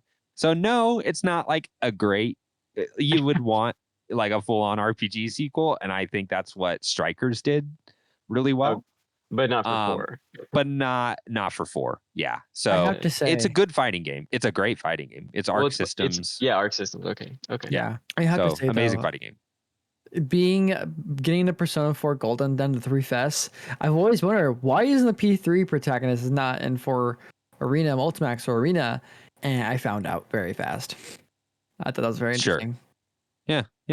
So good game. I just kept putting these like PS3 games I played like way later because this is wild that I'm playing. I remember playing so many of these games when like a new console came out for like over a year, and I'm still just playing a ton of other stuff so just to fill in the gaps. Yeah. But all right, cool. Let's move to October, and October is when Super Smash Brothers for Nintendo 3DS came out. Heck yeah. And if you guys don't remember, Super Smash Bros. For Wii U and 3DS are the same game that launched a month apart. I mean, content-wise, they're the same. They had different single-player content. They did. Yeah. Okay. And and this is why you didn't have the Ice Climbers, because they wanted to keep character parity. Yeah. Because you could connect. Okay, there was a way to play the Wii U and 3DS version at the same time. Oh, yeah. So they had to keep like parity. But it was really, really novel to have Smash Bros on the go. Yeah. And so that 3DS version is really cool. Honestly, after Ultimate came out, I think the 3DS version is like more of a value to play at this point. Like it's more than the Wii U version. Worthwhile, because the Wii U version feels so much like Ultimate. Yeah. And the 3DS is so unique compared to all the other Smash Bros. Games at this point. Yeah, no, it was a really cool version, and I remember buying it and playing the heck out of it. It was cool. I found some random guys in a McDonald's playing it, and I was like so lonely. I was like, "Do you guys want to play? I have my 3DS," and they're like, "Yeah, bro, cool." But yeah, so some interesting. Man, Trey, you're so cool. I am. I'm like, hey, bros, I got my 3DS. So I put Alien Isolation. I didn't want to talk about. I don't know why I put this. It's just an interesting game. It's they're actually doing favorite game of the year. I think it's because it's one of those games that scored like IGN like has scored it a 5. Like it got underscored, and over the years, people have really like been like, no, this is like a great game. Like this was like a 9 out of 10. Yeah, like 8. Like this is a good horror game, and people just like. They wanted like a shooty alien game, and that's not what they got. It became like a cult classic. Classic, absolutely. Yep. In the same way like Nier did over time. I feel like Alien did. Do you think was it like broadly scored so low, or was it just IGN? It was IGN like gave it like a 5, and that was like historically low. And then and then over time, like you said, it's just people have been like, no, actually that was like an amazing game. It did stuff like technically that's still really impressive for the system, like how it looked. I know the AI was talked about. Yeah, like constantly. Oh yeah, like the alien that's hunting you down and stuff. Yeah. So just an interesting game. It's just one of those few games that like kind of punches above its review scores, which doesn't happen all that often. So what? I just looked it up just because I was curious. GameSpot also, they gave it a 6, so like they weren't that far off. Weird. Yeah, it's just how the narrative is really turned around on that one. Yeah. All right, Izayah, I'm guessing you put Spelunky. I didn't. That's actually not me. I don't know who did this, but thank you for whoever did, because I love Spelunky very much. I think it's such a nice roguelite that forces you to bend to its rules. Like, hey, you like running around and shit, but like you can easily get yourself killed, and like if you're not being careful with the slightest wrong step could ruin a run for you, like personally. And it taught me my enjoyment for roguelikes. It taught me what a roguelike even is, and I still think to this day like Spelunky is amazing. I think the sequel bloats it to no end. I'm sorry. I don't think I'll be beating that game anytime soon. But the first game, it's also a classic. It deserves the love and praise it gets, and you should definitely revisit it if you guys ever have the time.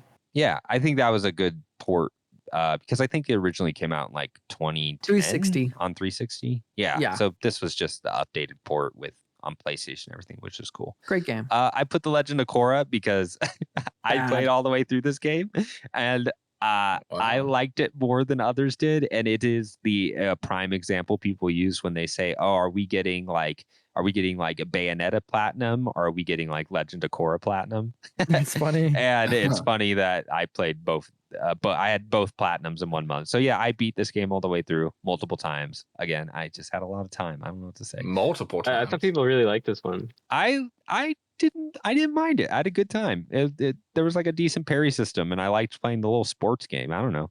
All right. What's up? No, sorry. It was like this and that Transformers game, or like the ones Oh, you always yeah. go back to. They're People- like, oh, it's so okay. good. People actually like the Transformers game. Like I thought it people liked reviewed this one well too. too. Am I crazy? No, people use this one as like a bad example. I liked it. It's the really bad one they did was the Ninja Turtles one. That game is okay. pretty panned for being bad, quote unquote bad platinum. Kind of want to try But let me it. talk to you about good platinum and the best Bayonetta game, and that is Bayonetta 2, a Wii U exclusive. That was I liked Bayonetta. Like Bayonetta, the original wouldn't be on like even my top 50. Like I like it. It's a weird game, like weird game, and I like that vibe. But Bayonetta 2, even more than obviously a lot more than 1 or 2 or 3 and everything. Bayonetta 2 is like near perfect character action game. Like it's probably the perfect character action game. Bayonetta 2 is an amazing game. So yeah, play Bayonetta 2. If you're never gonna play 1 or 3 or any other platinum game, like Bayonetta 2 is the one. It's so good. Yeah. Instead, I chose to play 1 and 3. That's so weird. Yeah. I don't know why I did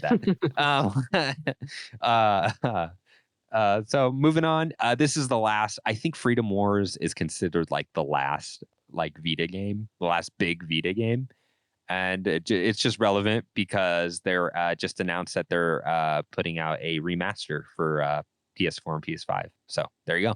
You can play some Freedom Wars. Isn't that exciting? No, I'm so excited. I can know. barely get into Monster Hunter.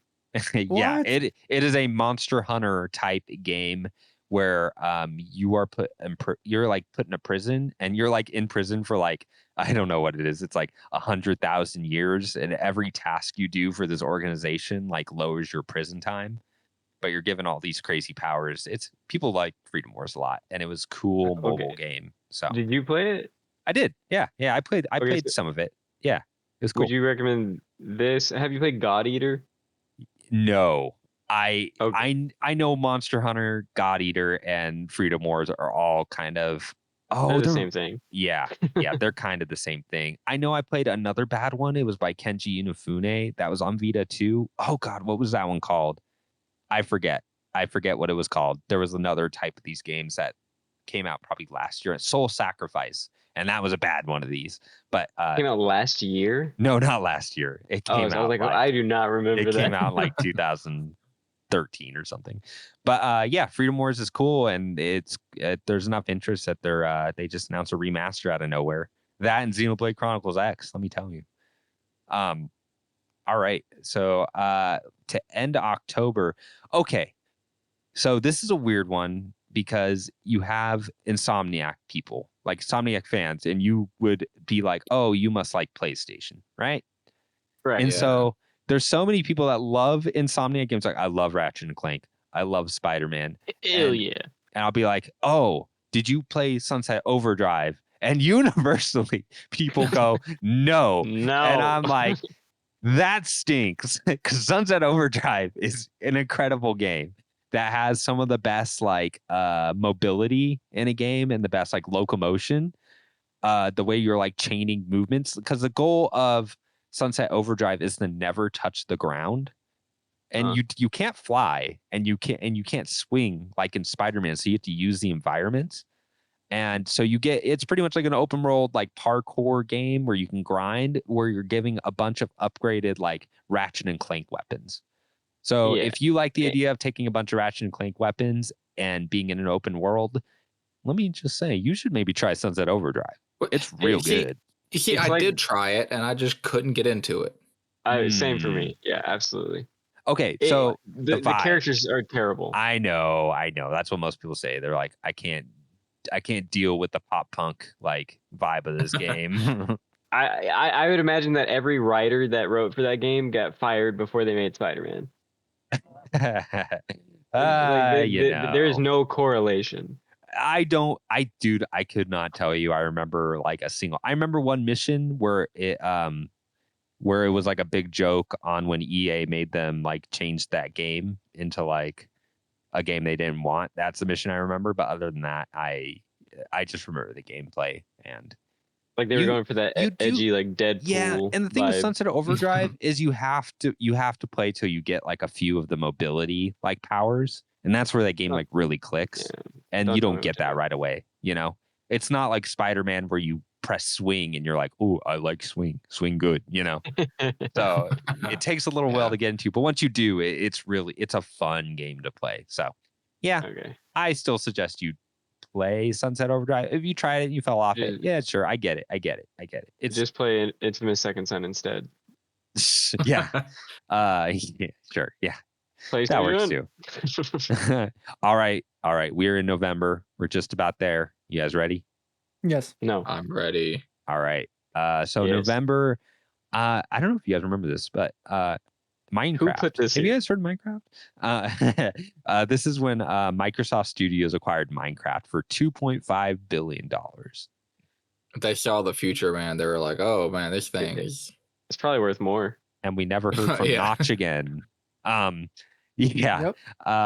It's definitely worth more now. That seems like whenever I see these now, I'm like $2.5 billion. What's that? Like after the Activision Blizzard purchase, Oh, I like know. everything It's- just looks like $970 million. What is that? Yeah. But to think that like Destiny or Bungie was bought for like what 2 point something recently. Yeah, And right. Minecraft was bought for basically the same amount. Yeah, I feel like they got out on like an amazing deal for Minecraft there. So Absolutely. yeah. And I don't know. I don't feel like they've done much to it, but what did they need to do other than just like Let them keep play. it? Yeah, just keep it on the platforms, I guess. Yeah. You know, If I'm being honest, which I always am, they changed something that Love annoyed that the about you, hell out of Josh. me. What's you. that? How the like inventory menus work, and like it's just totally different ever since Microsoft bought it. They ruined it. It's awful. You I know, guess it's not since Microsoft bought it, but it's since like they did that overhaul. I was gonna say, When what's was the that? They, version? they did the big overhaul, and like it's Yeah. weird on PlayStation It's now. very weird, and I It's don't super like weird, it and it's either. janky, and I very don't janky. understand And split all the screen never money they works. have. The split screen never works. But I feel like, but every time I look it up, it's like it's always like the PlayStation versions, that are. It's not just like console versions that it's just like the PlayStation version that Really? it's always. Weird. I mean, I could be right. Well, the Maybe I'm Switch just version wrong. sucks too. Yes, Oh, okay. Yeah, it's bad. it does. It has Yeah. the same like awful inventory. Like they changed the like how you interface with your inventory since like the old days back on like Xbox 360 and like early PS4. They changed the way the inventory system works, and I just don't vibe with it. Like I've never understood it. It's a worse system. Colton, do you know what I'm talking about? Like I can't explain it, but like it's harder to navigate your inventory than it used to. Yeah, I think so. I remember when the big overhaul happened. I was like, dude, I feel like it takes 5 times longer than it used to just to like go through my inventory and select the stuff I want to select. And Yeah. What's the name of the Microsoft version? Is it Bedrock? What am I Bedrock thinking? is Are you talking about like console. the on Windows? Okay, yeah, Or because I know a lot of Java. people play the Java version to like sidestep Yeah. whatever the Bedrock stuff is. So that just kind of seems like the way to go, which is a bummer. You'd just hope they would have just Well, no, not even like the Xbox 360 complicated. version was like way better than what they have now. right. And that's not the Bedrock version. That was pre-acquisition and everything. So. Not- But Bedrock is before acquisition as well. Oh, is right? that what it is? Okay. I Yeah. believe so. Okay. Not to knock like all of the content I think is really cool that they've added in the game, like the new enemies and new like biomes and stuff. And I think like Sure. all of that has been really cool. It's just Yeah. I don't know. Yeah. They made unnecessary changes, in my opinion. All right. Well, cool. Moving on.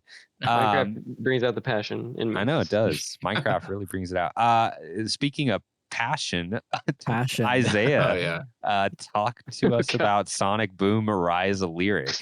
My God, you want to? I want you to hear. I want a different text. I want you to say one genuinely nice thing about Sonic Boom Rise. Oh, that's actually surprisingly easy. So it's funny sometimes. It's actually quite funny. And then second of all, I said second of all- genuinely. no, genuinely, the writing can be funny. There's a moment where like Lyric looks at Sonic after being unfrozen. He's like, "You." Sonic looks to his friends, looks back at him like super fast, and he just mouths and like points to himself, "Me." Like that's like the one thing as a kid I like laughed out so hard. Second of all, the animations, like the actual expressions, the character reactions, and like the animations of these characters, it's actually quite charming and is actually like full of life instead of like the following major Sonic game, Sonic Forces, that was bleeded, dried of any life source of that game that had a potential even having. But yeah, that's like the two nice things I would say about that game. Okay. Sonic Boom, Rise of Lyric for Wii U. It was a weird time for Bad Sonic. time. It's a bad game. If you It's want a to bad see, game. if you want to look up yet another game that just runs like garbage, look up Sonic Boom Rise of Lyric, and every time you hit a loop, the frame rate drops to like 9. It's And there's a sad. lot of It's- loops in Sonic. Well, I don't know. What that's to tell okay you. though, because you're not controlling Sonic whenever you do those loops. That's It's true. all That's right. true. So it's- That's true. it's But so you weird. just look away. Also, weirdly enough, that game ran on CryEngine, which is hilarious. So Also, Crisis weird 2 enough, and Sonic Boom. All right. Oh, what's up? No, I just want to make one more note. Sure. The artist of behind Ratchet and Clank and like Jack and Daxter Dude. did the art for this game, which I actually liked. People like as the well. cartoon. People like the Sonic Boom cartoon. So Cartoon was great. hearing that, like, you like the animation and the writing, I can see it. I get it. I absolutely, bro. You just said all the right things, man. Ratchet and Clank. Ratchet and Clank. Ratchet and Mm. Clank. I want to play Ratchet or Clank. I mean, they made those And games. it's just They that did like make those They games. did make those games. Oh, okay. I was gonna say, I was just picturing the little wheel from Sonic Adventure, but it's just two characters, Oh, Uh, yeah, dude. you Yeah. just choose Ratchet or Clank. Select All right. your character. Bring it Yeah. back. All right. So moving on. Again, okay. Dragon Age Inquisition, which is funny This is an because Dragon important Age just one. came out. Is it important because you like it, Josh? Because I Uh, love how do you Dragon feel? Age Origins. I liked Dragon Absolutely. Age 2. I think Dragon Age Inquisition was it's a bad game. It's a bad game. Bad open Now, world game. whenever we talked about Dragon Age Origins before, and you brought up that I played the Xbox 360 version and the PS3 version, but Oh, those yeah. were more of, you said it was more of like an action game. It was like consoleized. Yeah. Yeah, but I think what it really was is that it was kind of like because they had to focus like the controls for the controller, it made it like more streamlined, but I Yeah. don't think it actually changed all that much. Now by the time we got to like Dragon Age 2 is like an action game, Yes. more so than Dragon Age Origins. It's a console game. Yeah. And then Dragon Age Inquisition, I think they tried. I think they did a good job of like blending the two ideas. Yeah. Now it's definitely not like a hardcore RPG like early BioWare fans were expecting. Yeah. And that wasn't my issue with it, Okay. My issue was it was just kind of a bad open world game. And you could tell they struggled with the engine because they did. It was when EA was still forcing them to use the Battlefield engine for everything instead of using like Unreal or like an engine for RPG. Now, I want to use a really modern example for how I feel about this. Okay. Have you played Final Fantasy VII Rebirth? Yes, I've played this game. So we were discussing it, and I played it recently, and I really loved this game. I think the open world is not good. I think some areas are better than others, but yeah. I think that most of that game, when you're exploring in the open world, is bad. Like, it's not fun. It's probably the worst part about the game. And I think that like Inquisition is like the worst crime it commits is that it's kind of just bland. Like the open world is not interesting. Yeah. So I think it's more of like Rebirth has like ups and downs where it's like sometimes you're like, oh, I'm really like in this world, and other times you're like, why did they put so many jumping mushrooms in this stupid jungle? I'm always asking that. But Inquisition was like if like I don't remember the open world that much because it was so bland, right? But like yeah. Well, I I mean, to give you remember like an example of like bad design is you finally get a mount because it's so like it takes so long to get you get a anywhere. mount in that game. You get a mount. Here's the kicker. Wow, Josh. Because Do not remember that. you get a mount in Dragon Age Inquisition, and you're like, finally, I can just like get through this open world faster. And because of the programming and because they couldn't stream things in fast enough because they couldn't deal with the engine, the mount runs at the same character speed. So it's Oh no. yep. So you Dude. get this horse and it just runs the Oh. same speed. I It's- absolutely remember that incredible. feeling, It's and incredible. I was like, I'm just gonna walk. So and I will say like it, to put in perspective what I feel about Dragon Age Inquisition, I didn't love it. I didn't even end up beating it. And then less than a year later, The Witcher 3 came out. So That's so funny, you know, because I thought The Witcher 3 was garbage for about 5 years after it came out. Oh my gosh, that's And you know so what wrong. I'll say, Dragon Age Inquisition, despite its flaws, like it's a good game, and it's probably my runner up behind Shadow of Mordor. That's so. You know what? IGN gave Dragon Age Inquisition its game of the year. You know, so I know there's people that love it, but boy, did I. It's not Dragon Age Origins, and it's not even Dragon Age 2. I think they just it keep isn't. making weird, different games every time they make an entry to this series. Yeah, It's not consistent. It never has been. People who are mad about this new one, get over it. Like none of them are consistent. They're all not. different. They're Pick not. the one you like and play that one. I sure like Origins though. Let me tell you, I sure like It's Origins good. vibes. Yeah. All right. Moving on. Colton, our resident Far Cry expert. Can you talk to us about Far Cry 4? Yeah, Far Cry 3, I feel like everybody knew about Far Cry 3 because of the performances. No. How dare you? You wouldn't stop talking about it. Well, yeah, because the performance in that game. I mean, just like I don't know, to this day, like that. Well, as much as I'm talking about it, yeah, I should. As much as I rave about it, I should remember the bad guy's name. I'm having trouble remember, but it's like Voss, the Joker guy. Yeah. Vinny. Whatever. Anyways, I was very excited for 4. The trailers for it looked crazy. I was like, oh, it's like a crazy like white dude he's like the new bad guy. And I don't think any of the performances were as good, but I thought I did like the bad guy. He was like that kind of Troy Baker, really calm, like oh, it was Baker. Yep. Interesting. Well, it was very in 4. Okay. It was very like calm, like but still like very like evil like character, like and that I've always enjoyed the performances in a lot of the Far Cry games. I think that is like by far one of the better things about the games is I think like the bad guys and that they choose to make. I loved the gameplay. I loved a lot about that game. I think Far Cry 4 was like probably the peak of like I think it was version too. of Far Cry. Yeah. And then they made I think a lot of people think of Far Cry 3 and then they go and replay it and they're like, oh, this doesn't have as much fun stuff as I thought. But I think that's what Far Cry 4 is. I think Far Cry 4, like gameplay wise, is probably the peak. And then if you can put like the highs of Far Cry 3 into 4, then that's like the perfect Far Cry game. Yeah. Far Cry 3 I really liked it. It was great. But yeah. Yeah, that's true. And Far Cry 4 had their own version of that level. They did. Yeah. Yeah, it wasn't nearly as good, but they tried. They knew that was everybody's favorite level from Far Cry 3. And as far as like playing on a console too, Far Cry 3 was like an end of generation game on PS3 and it barely could run it. And Far Cry 4 was like a very stable, good looking game on like it was a good PS4 game, Mm-hmm. Yeah. So I think, that's where I think Far Cry 4 is where I think of that like series being like super relevant and like good. And then everything past that. And I always appreciate a like a fun ending to a game. So when I found out that when I was trying to platinum it, when I found out there's a trophy where in the very first mission, you get like kidnapped by the bad guy or whatever, and he's like holding you captive in his home.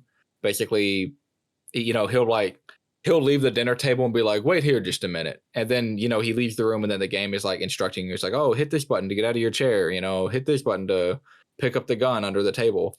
But if you just sit there, and I think it's 15 minutes. If you sit there for 15 minutes and not do anything, the guy comes back in the room and he's like, all right, let me show you something. And then like he walks you over and then he like basically he shows you like what he's about to do to the island, and then like the game ends. That's really it was like a low hidden trophy. I'm a sucker for stuff like that.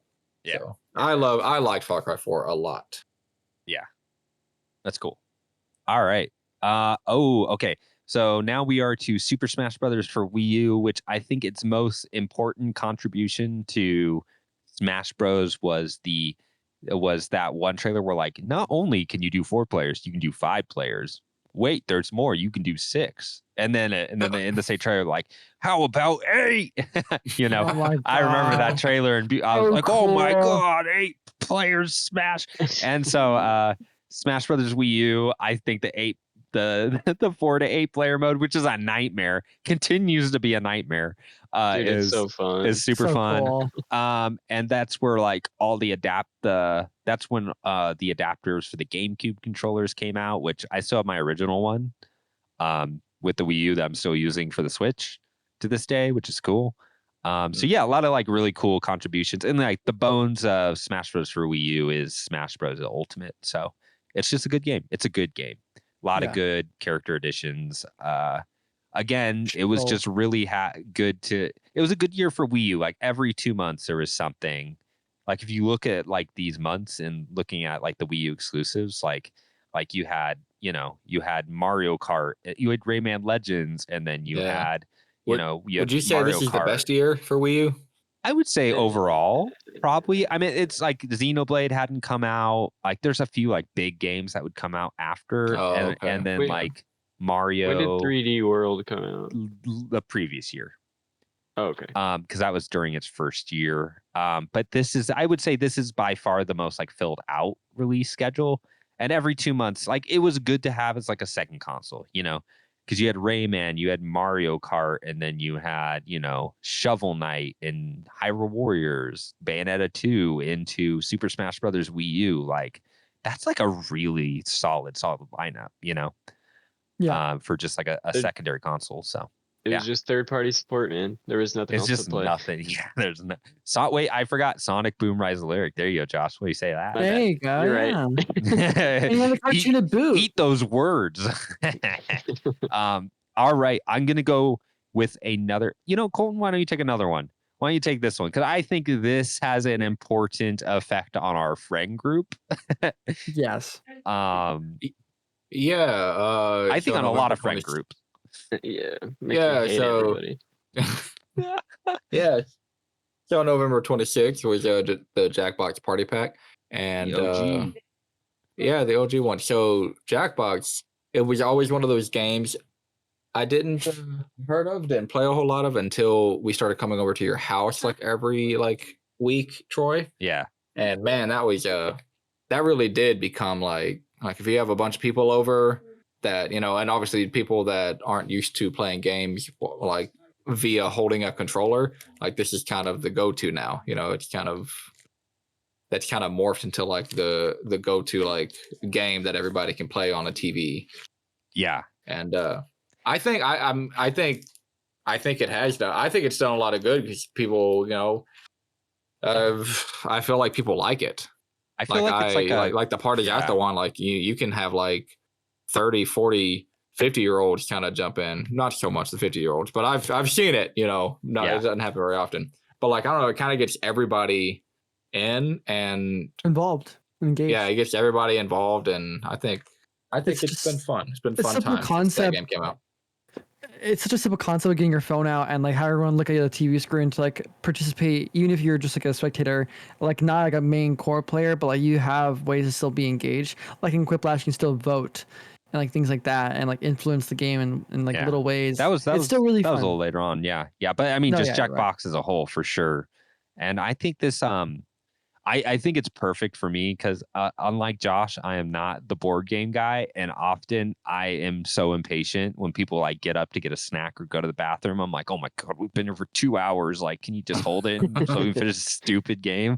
And Jackbox is just like, you got 30 seconds, and you get it in or not, whatever. You know, I'm just like, heck yeah. Dude, let's. Yeah, it's like a very casual way to play. Like It games is. like that. It is. It's a. If you're gonna play like in a party, like, you know, there is a time and place for like a hardcore board game, and I like it when it's just like people you know and that are like focused, you know. But if it's like in a busy group or whatever, it's perfect for that. So yeah, Jackbox. Yeah, I mean it's more like It's like a a- party board game. It's a millennial like mainstay, I would say. playing like Cranium or whatever the hell. Sure, yeah, it's way better than any of those. Like, let's be honest. Oh no, sure. It streamlines it by like doing everything for you, of course. Of course, yeah. And yeah, you don't have to yeah. read rules to people, you know. I mean, I hate playing it with my family because there's always someone in my family who's like, Wait, "Why? I don't understand. I don't hold on a understand." second. I might go like, read the instructions. On Hold your on a phone. second Oh my though. God. The game reads the rules, but everyone still has to pay as much attention to the rules as you would in like a board game. You're like, it's just a funny voice reading the rules to you. I object, Troy. I object. Okay, I'll give you that. Some of them have gotten complicated. All right, so let's move on to our last month. You guys ready? Yes. Yes. Where we have yet another PS3 game. My God. So this is when Kingdom Hearts HD 2.5 Remix came out in the PS3. I was working at a Target at this time, so I got 10% off this game in Bayonetta, by the way. It's just like a funny, weird fact. But yeah, Kingdom Hearts 2.5. It's, you know, I know people love Kingdom Hearts 2. They love Yes. the combat system. They love It's the upping best the character action based difficulty. Okay, come on. No, it is not. But Yes, it is. I gotta play it. Oh I gotta my play God. All right. It's okay. I think it's where Kingdom Hearts starts going real off the rails story wise. Like, on the second game, they go off the rails. I mean, okay, to be honest, like, it's their second game was like Chain of Memories, and automatically you're like, what? Amazing. Like, what's going on? And this just doubles down and it gets weird from there. But there's some like amazing moments in Kingdom Hearts 2 where you're Truly. fighting all like that army of Heartless, and there's some like really hype moments. I like the intro as much as people didn't. I don't know why people get such in a tizzy when they're like, "Oh, where's my Sora? So low. Where's my Sora?" You know, or whatever. But whatever. This is a good HD remake of a very cool game that, if I may, I think is very corridor, very linear, but that's what most action games do, so I can forgive it. Love it. It's a departure from the first game, where it was very much more like explore these amazing Zelda. Disney worlds. It's Zelda, you know. Yeah. Like, it took a lot of like Ocarina of Time stuff, where this is just very like, just one of the greatest games character ever action made. game. Yeah. It's weird. Oh my God. It's okay. It's good. It's good. It's amazing. The music is epic. If you guys love it so much, why don't you just listen to like that really awful Little Mermaid remix thing you have to play, and then It's terrible. yeah. All right. Moving on Beautiful. from Kingdom Hearts That's HD. beautiful. Yeah, I don't know what to say. Why is this here? Did that really come out that fast? Yes, it did. Yes, it did. We're moving on from Impressive peak to turnaround. peak. Five Nights at Freddy's 2 came out. This is just a great example. If you look at the lineup between 2014 and 2017 of all the FNAF games, you'd find what? Four games came out in that time frame. It's amazing how fast Scott can work to make a game, and honestly, 2 is probably the most fun mechanically wise. It adds a lot more animatronics. You have a few more like things to keep track of, and overall, like, it just ups the ante, and it's just so fun. No more doors. You're completely exposed, and it's so cool because then Scott really leans. You say how Kingdom Hearts 2 really leans into that weird like story beats shit that like I forget. Nomura was like really wanting to go into this. This is when shit gets weird. More insight like on these kids and the victims, but also the purple guy, like this lore. And that's when like my preteen brain was like, ooh, background story in video game. It's a staple. It's amazing. It also paves the way of like what FNAF was becoming, this bigger and faster pump out game like franchise. It's cool. I like this game. All right. Yeah. There you go. I had no idea they pumped out a sequel like less than 6 months. That's crazy. Yeah. Wow. Yeah. I don't know what to say about that. But that's cool. For them preteens. We're too old. Yeah, that's what I keep saying because I'm just too old for FNAF. All right. The last game on this list came out December 9th. And this is a big deal because Suikoden 2 is a PS1 JRPG that did come out to the West, but at such low quantities that the only way from this point you could play Suikoden 2 in like a legal way. And this was before like emulators and stuff got really easy to play, like get ISOs and stuff. Was I think Suikoden 2 was running from like maybe like $200-$300 for a physical copy. Wow. And so it is a legendary like JRPG. And the cool thing about Suikoden 2, so there is an HD collection coming out where they redid all the dialogue and you can play through 1 and 2. And man, dude, I so suggest doing this, but I suggest doing this is the only game I'd ever suggest for you to do. But I would say if you don't do this, you might as well not play it. Okay. So hear me out. Suikoden 2. The goal is there's 108 stars of destiny, and those are 108 characters you can like collect to add to your army, to add to your base. And you get them in weird ways. Some of them you do by mini games, some of them you just find them out in the world, you do missions, you like talk to townspeople and hit them at certain days, but it's really easy to miss people. And once you miss them, you can't get them. Or if you make a choice, like 2 people get mad. So I would say play Suikoden 1 and 2 with a game facts guide. It is the best way to play this game. God. I know it sounds weird, but it's a really chill experience. The characters are all great. And the cool thing about Suikoden 1 and 2 is they're 10 years apart. But if you transfer your save, which on the PS3 you could do because you had like a digital memory card that other games could read. If you got 108 stars in the first one, it would transfer over your character with his name and all his equipment, and other like main characters will have their end gear equipment, which is better equipment if you would have if you just played like a new game of Suikoden 2 without transferring. And so it'll take like characters and spells and equipment from the first game and transfer it over. And if you got like 108 stars on both games, it gives you like extra sequences, more characters, more like cool stuff. And it's just a really good series. It's about like a band of like rebels. Like you're building like a rebel force, and all the characters are quirky. Some characters you get like open a sauna in your castle where you can just like steam, and it just plays like a weird, some of them like open like gambling dens where you can play this little dice game. Like one of them, if you get him, he installs an elevator in your castle. So you don't have to use stairs. Suikoden is just really cool. Those first 2. They have really cool art. They're kind of like SNES like pixel art, but like on a PS1, so they could do stuff they couldn't do on a Super Nintendo, like with scaling. So the music's really good.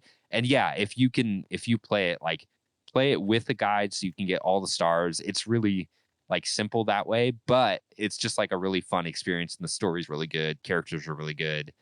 So yeah, Suikoden 2. That was the first like affordable way to play it.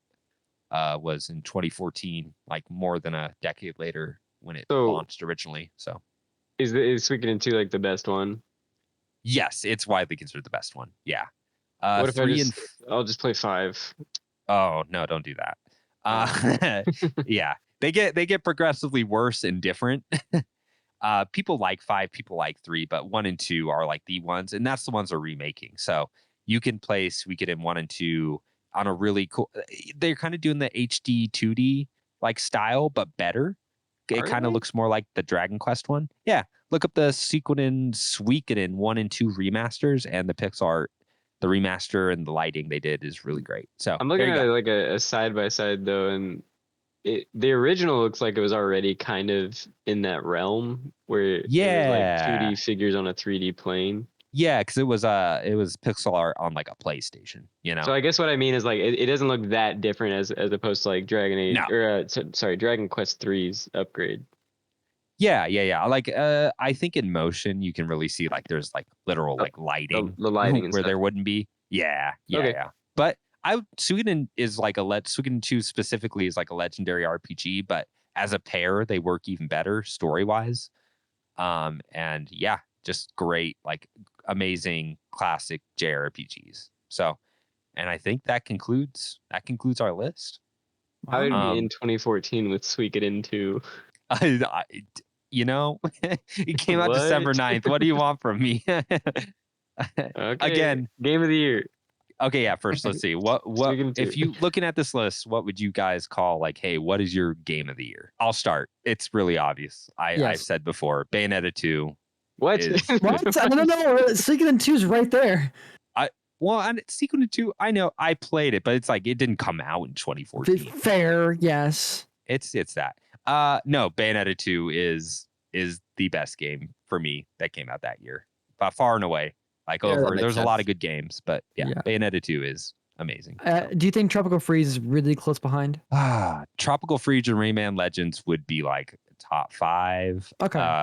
I would say, I mean, I could make a solid top 10 in this list with Shovel Knight, like Mario Kart 8, Wolfenstein. Like there was a lot of good stuff this year. It just didn't feel like it because people wanted stuff on their PS4. And if you were just going to go by stuff that came out on your PlayStation 4 this year, like doesn't look great. You know what I mean? Yeah. It was just owning all these consoles that were like Wii U had probably its best year. And there were a couple good like Vita games you could play and just, you know, yeah. So, but yeah, Bayonetta 2 overall for me. So what about you guys? I want to go last. You want to go last? Yeah. Okay. I think after going through this list, I didn't realize like what it really came out this year. I think by the end, I'm feeling like I spoke too soon with some of my opinions. Like the walk back. This is the fastest Josh walk back. Usually Hold you on come a back a second. year Wait, later. wait a second. It's usually the next episode. You have I to played watch. 5 years. 5 years later, I played The Witcher 3 and realized it's one of the Hold best on a games sec. ever. Okay, hold on. The Witcher 3 is still overrated. Let's be clear. How dare you? It's a good game. It's overrated. Get over yourselves. Great Okay. game. Anyway, Sunset Overdrive. Okay, next. so you know how I like really hate putting like remakes or ports or anything like that on my game of the year? Yes. Oh, that's funny. Let me look. No. I'm just saying, like, if I were to have fun with this and like say like which game that I played this year that I actually like was my game of the year, it would probably be Diablo 3. That's interesting. I had the most fun. I probably played the most of it this year. But if it's games that actually came out this year, hey, that Switch like, port of Diablo 3 is like amazing, like solid port. well, I bought it on PlayStation. So there you go. like I have the PS4 version on the PS5 or whatever. Yeah. Yeah, I'm still gonna go back and play that over Diablo 4. So yeah, play Diablo 3, guys. Like, don't play Diablo 4. It's awful. I'd probably say a game that means more to me than Middle-earth: Shadow of Mordor is probably Destiny 1. Oh, that's cool. Interesting. Like I think my time on the PlayStation was like 900 something hours on it. Whoa. Dang. I never did a raid. That fun fact, I never once did a raid. I was exclusively a strike boy. That's like 100 more hours than I have. That's 100 less hours than I have in Final Fantasy 14 over like 6 expansions. There's not that much content in there, Josh.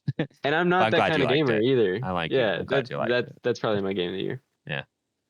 That's nice. That's crazy.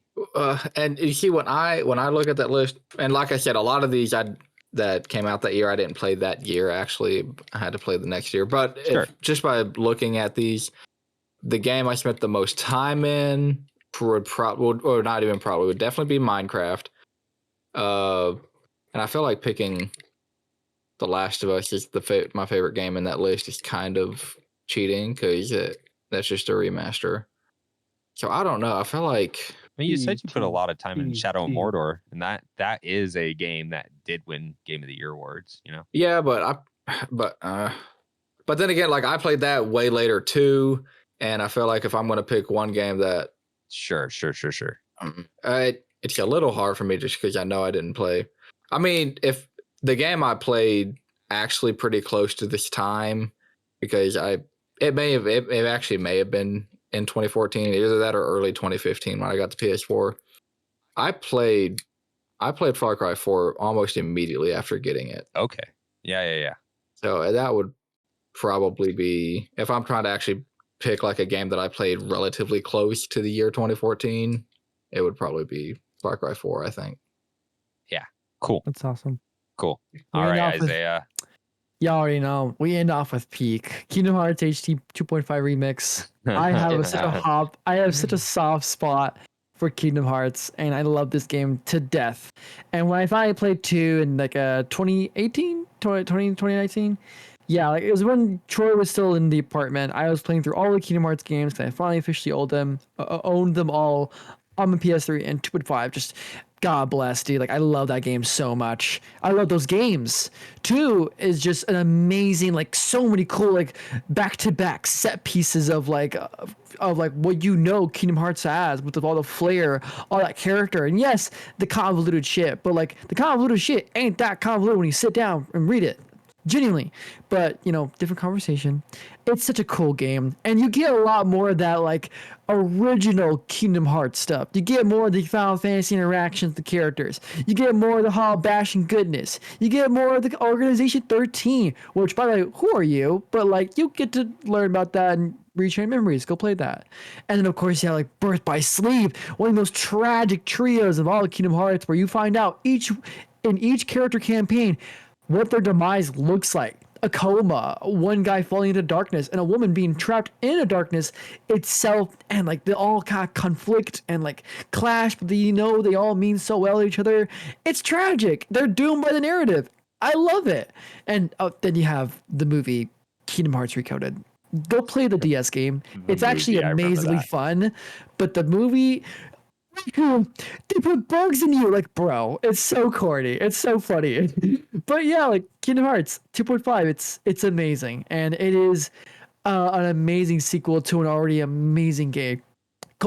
Troy would tell you 1 is his favorite probably, and like is a better game overall. Nostalgia. No, 2. I mean, I will admit nostalgia plays a lot into that. Yeah, sure. And I will say Kingdom Hearts 2 originally when it came out, that was probably the most hyped game for me of all time. Like, God, dude, the laser cutscene, the very final boss, where you're mashing X and triangle as Riku and Sora. God, dude, it's so cool. Yep. No, that makes sense. Yeah. No. Cool. So mine was Bayonetta, Far Cry 4. What was yours again, Josh? Oh, okay. Diablo. Shut up. Diablo. Or No, I Destiny. said Destiny. That's Destiny, right. That's Okay, right. I cheated. I said 2 different games. I kind of cheated too. I just so kind of did listed I. up. But all right, cool. Any just like last thoughts? Because I know this is like a time where you probably weren't like looking at like a year in games the same way you do now, So Yeah. any like kind of last thoughts looking at this list, and is something you may have not realized overall? Like I think the growing trend, this is something I had known, but it's just looking at this, just seeing how much like the handhelds and the side consoles and the 8-year-old, like, the 7-year-old PS3 was holding up this year. It just really still surprised me. I think one thing that I think I was really eager for at the beginning of the PS4 is like, oh man, I can't wait for the next gen Elder Scrolls game. And then I'm just playing Skyrim like for the 4th time on my PC this year. Nice. Like, what's happening? Yeah. Give me Elder Scrolls, please. Yeah. Well, see you in 6 years. I don't know what to tell you. That's what I thought was the worst case scenario in 2014. Oh yeah. What's happening? Oh man. I just had one more thought looking at. Okay. Oh, you know what? Another thought was, I think the Wii U might have had a better year than like the Xbox and the PS5 have ever had, just in the amount of games that came out this year. Fair. Ever had? And PS3. Yeah. Yeah, when we're talking like just exclusives, I don't think there's a PS5 year that's as good as all those. Oh, Exclusives. PS5. Yeah, not Oh, PS4, okay. not PS4. Sorry, I'm talking sorry, specifically misheard you. PS5 I and heard Xbox PS4 Series too. X. I was like, whoa. Hot take. So it's not a hot take. I don't think so. I think that is I gotta figure this out. really crazy hand. Yeah, I gotta do some research. you do. Think about that. Sleep on that. But I think the Wii U had a better year than every single year that our current gen consoles has had. So That's crazy. minus the third party stuff. Like I get that Well, if you throw in third party stuff, it's not the same. But I'm just saying, like first I don't know. party. But that was the Wii U. That's what the Wii U always excelled at. Their first party output was like that's Nintendo in weirdly general. good. Like I don't think the Wii was even that consistently good on its first party output. You know? You don't think so? No, I don't. I think every single one they We put got out was 2 like Galaxy games. I mean, okay, yeah. Like some stuff was on that level, but like I don't know. I feel like we got like the best Mario Kart, we got the best Xenoblade, we got the best Smash Brothers. I played more Mario Kart Wii than I have ever Mario Kart 8. You know what? You keep your moo metal like moving with motion stuff over there. Motion controls pretty good. Pretty good. But all right, any more last thoughts before we wrap it up? Last words? Any last words? Any last words? Yes, we're getting older. Yeah, every minute. He's just now realizing this. Yeah. Is this the first year you're feeling old, Izayah? I realize That I'm FNAF starting is to 10 years slowly old? forget. Yes, I'm slowly starting to forget my actual like birth, like how old I am. Because I'm like, am I 22? Oh yeah, I thought it was 34. Oh, yeah, I was no, going to turn 21. 34 yesterday, and I wasn't. I was 33. So Yes, Okay. I got my age wrong all of last year. I'm so. pretty much winning time. So God. yeah, yep. All right. Well, cool guys. Thank you for joining us. Next time you hear us, it'll be Game of the Year. It could be in January again, more than likely. We'll see. We'll see how everyone's doing on their backlog. I'm gonna put this out there on air and say, Josh, did you already buy 1,000 Times Resist? I need you in on this. I'll buy it. I will buy it. I just Okay. gotta find my Okay. wallet. Okay, perfect. Just throw your wallet at the screen. I get it. Yeah. All right. That's how Cool. it works. Well, thank you for joining us, and hopefully you'll hear from us soon. Bye.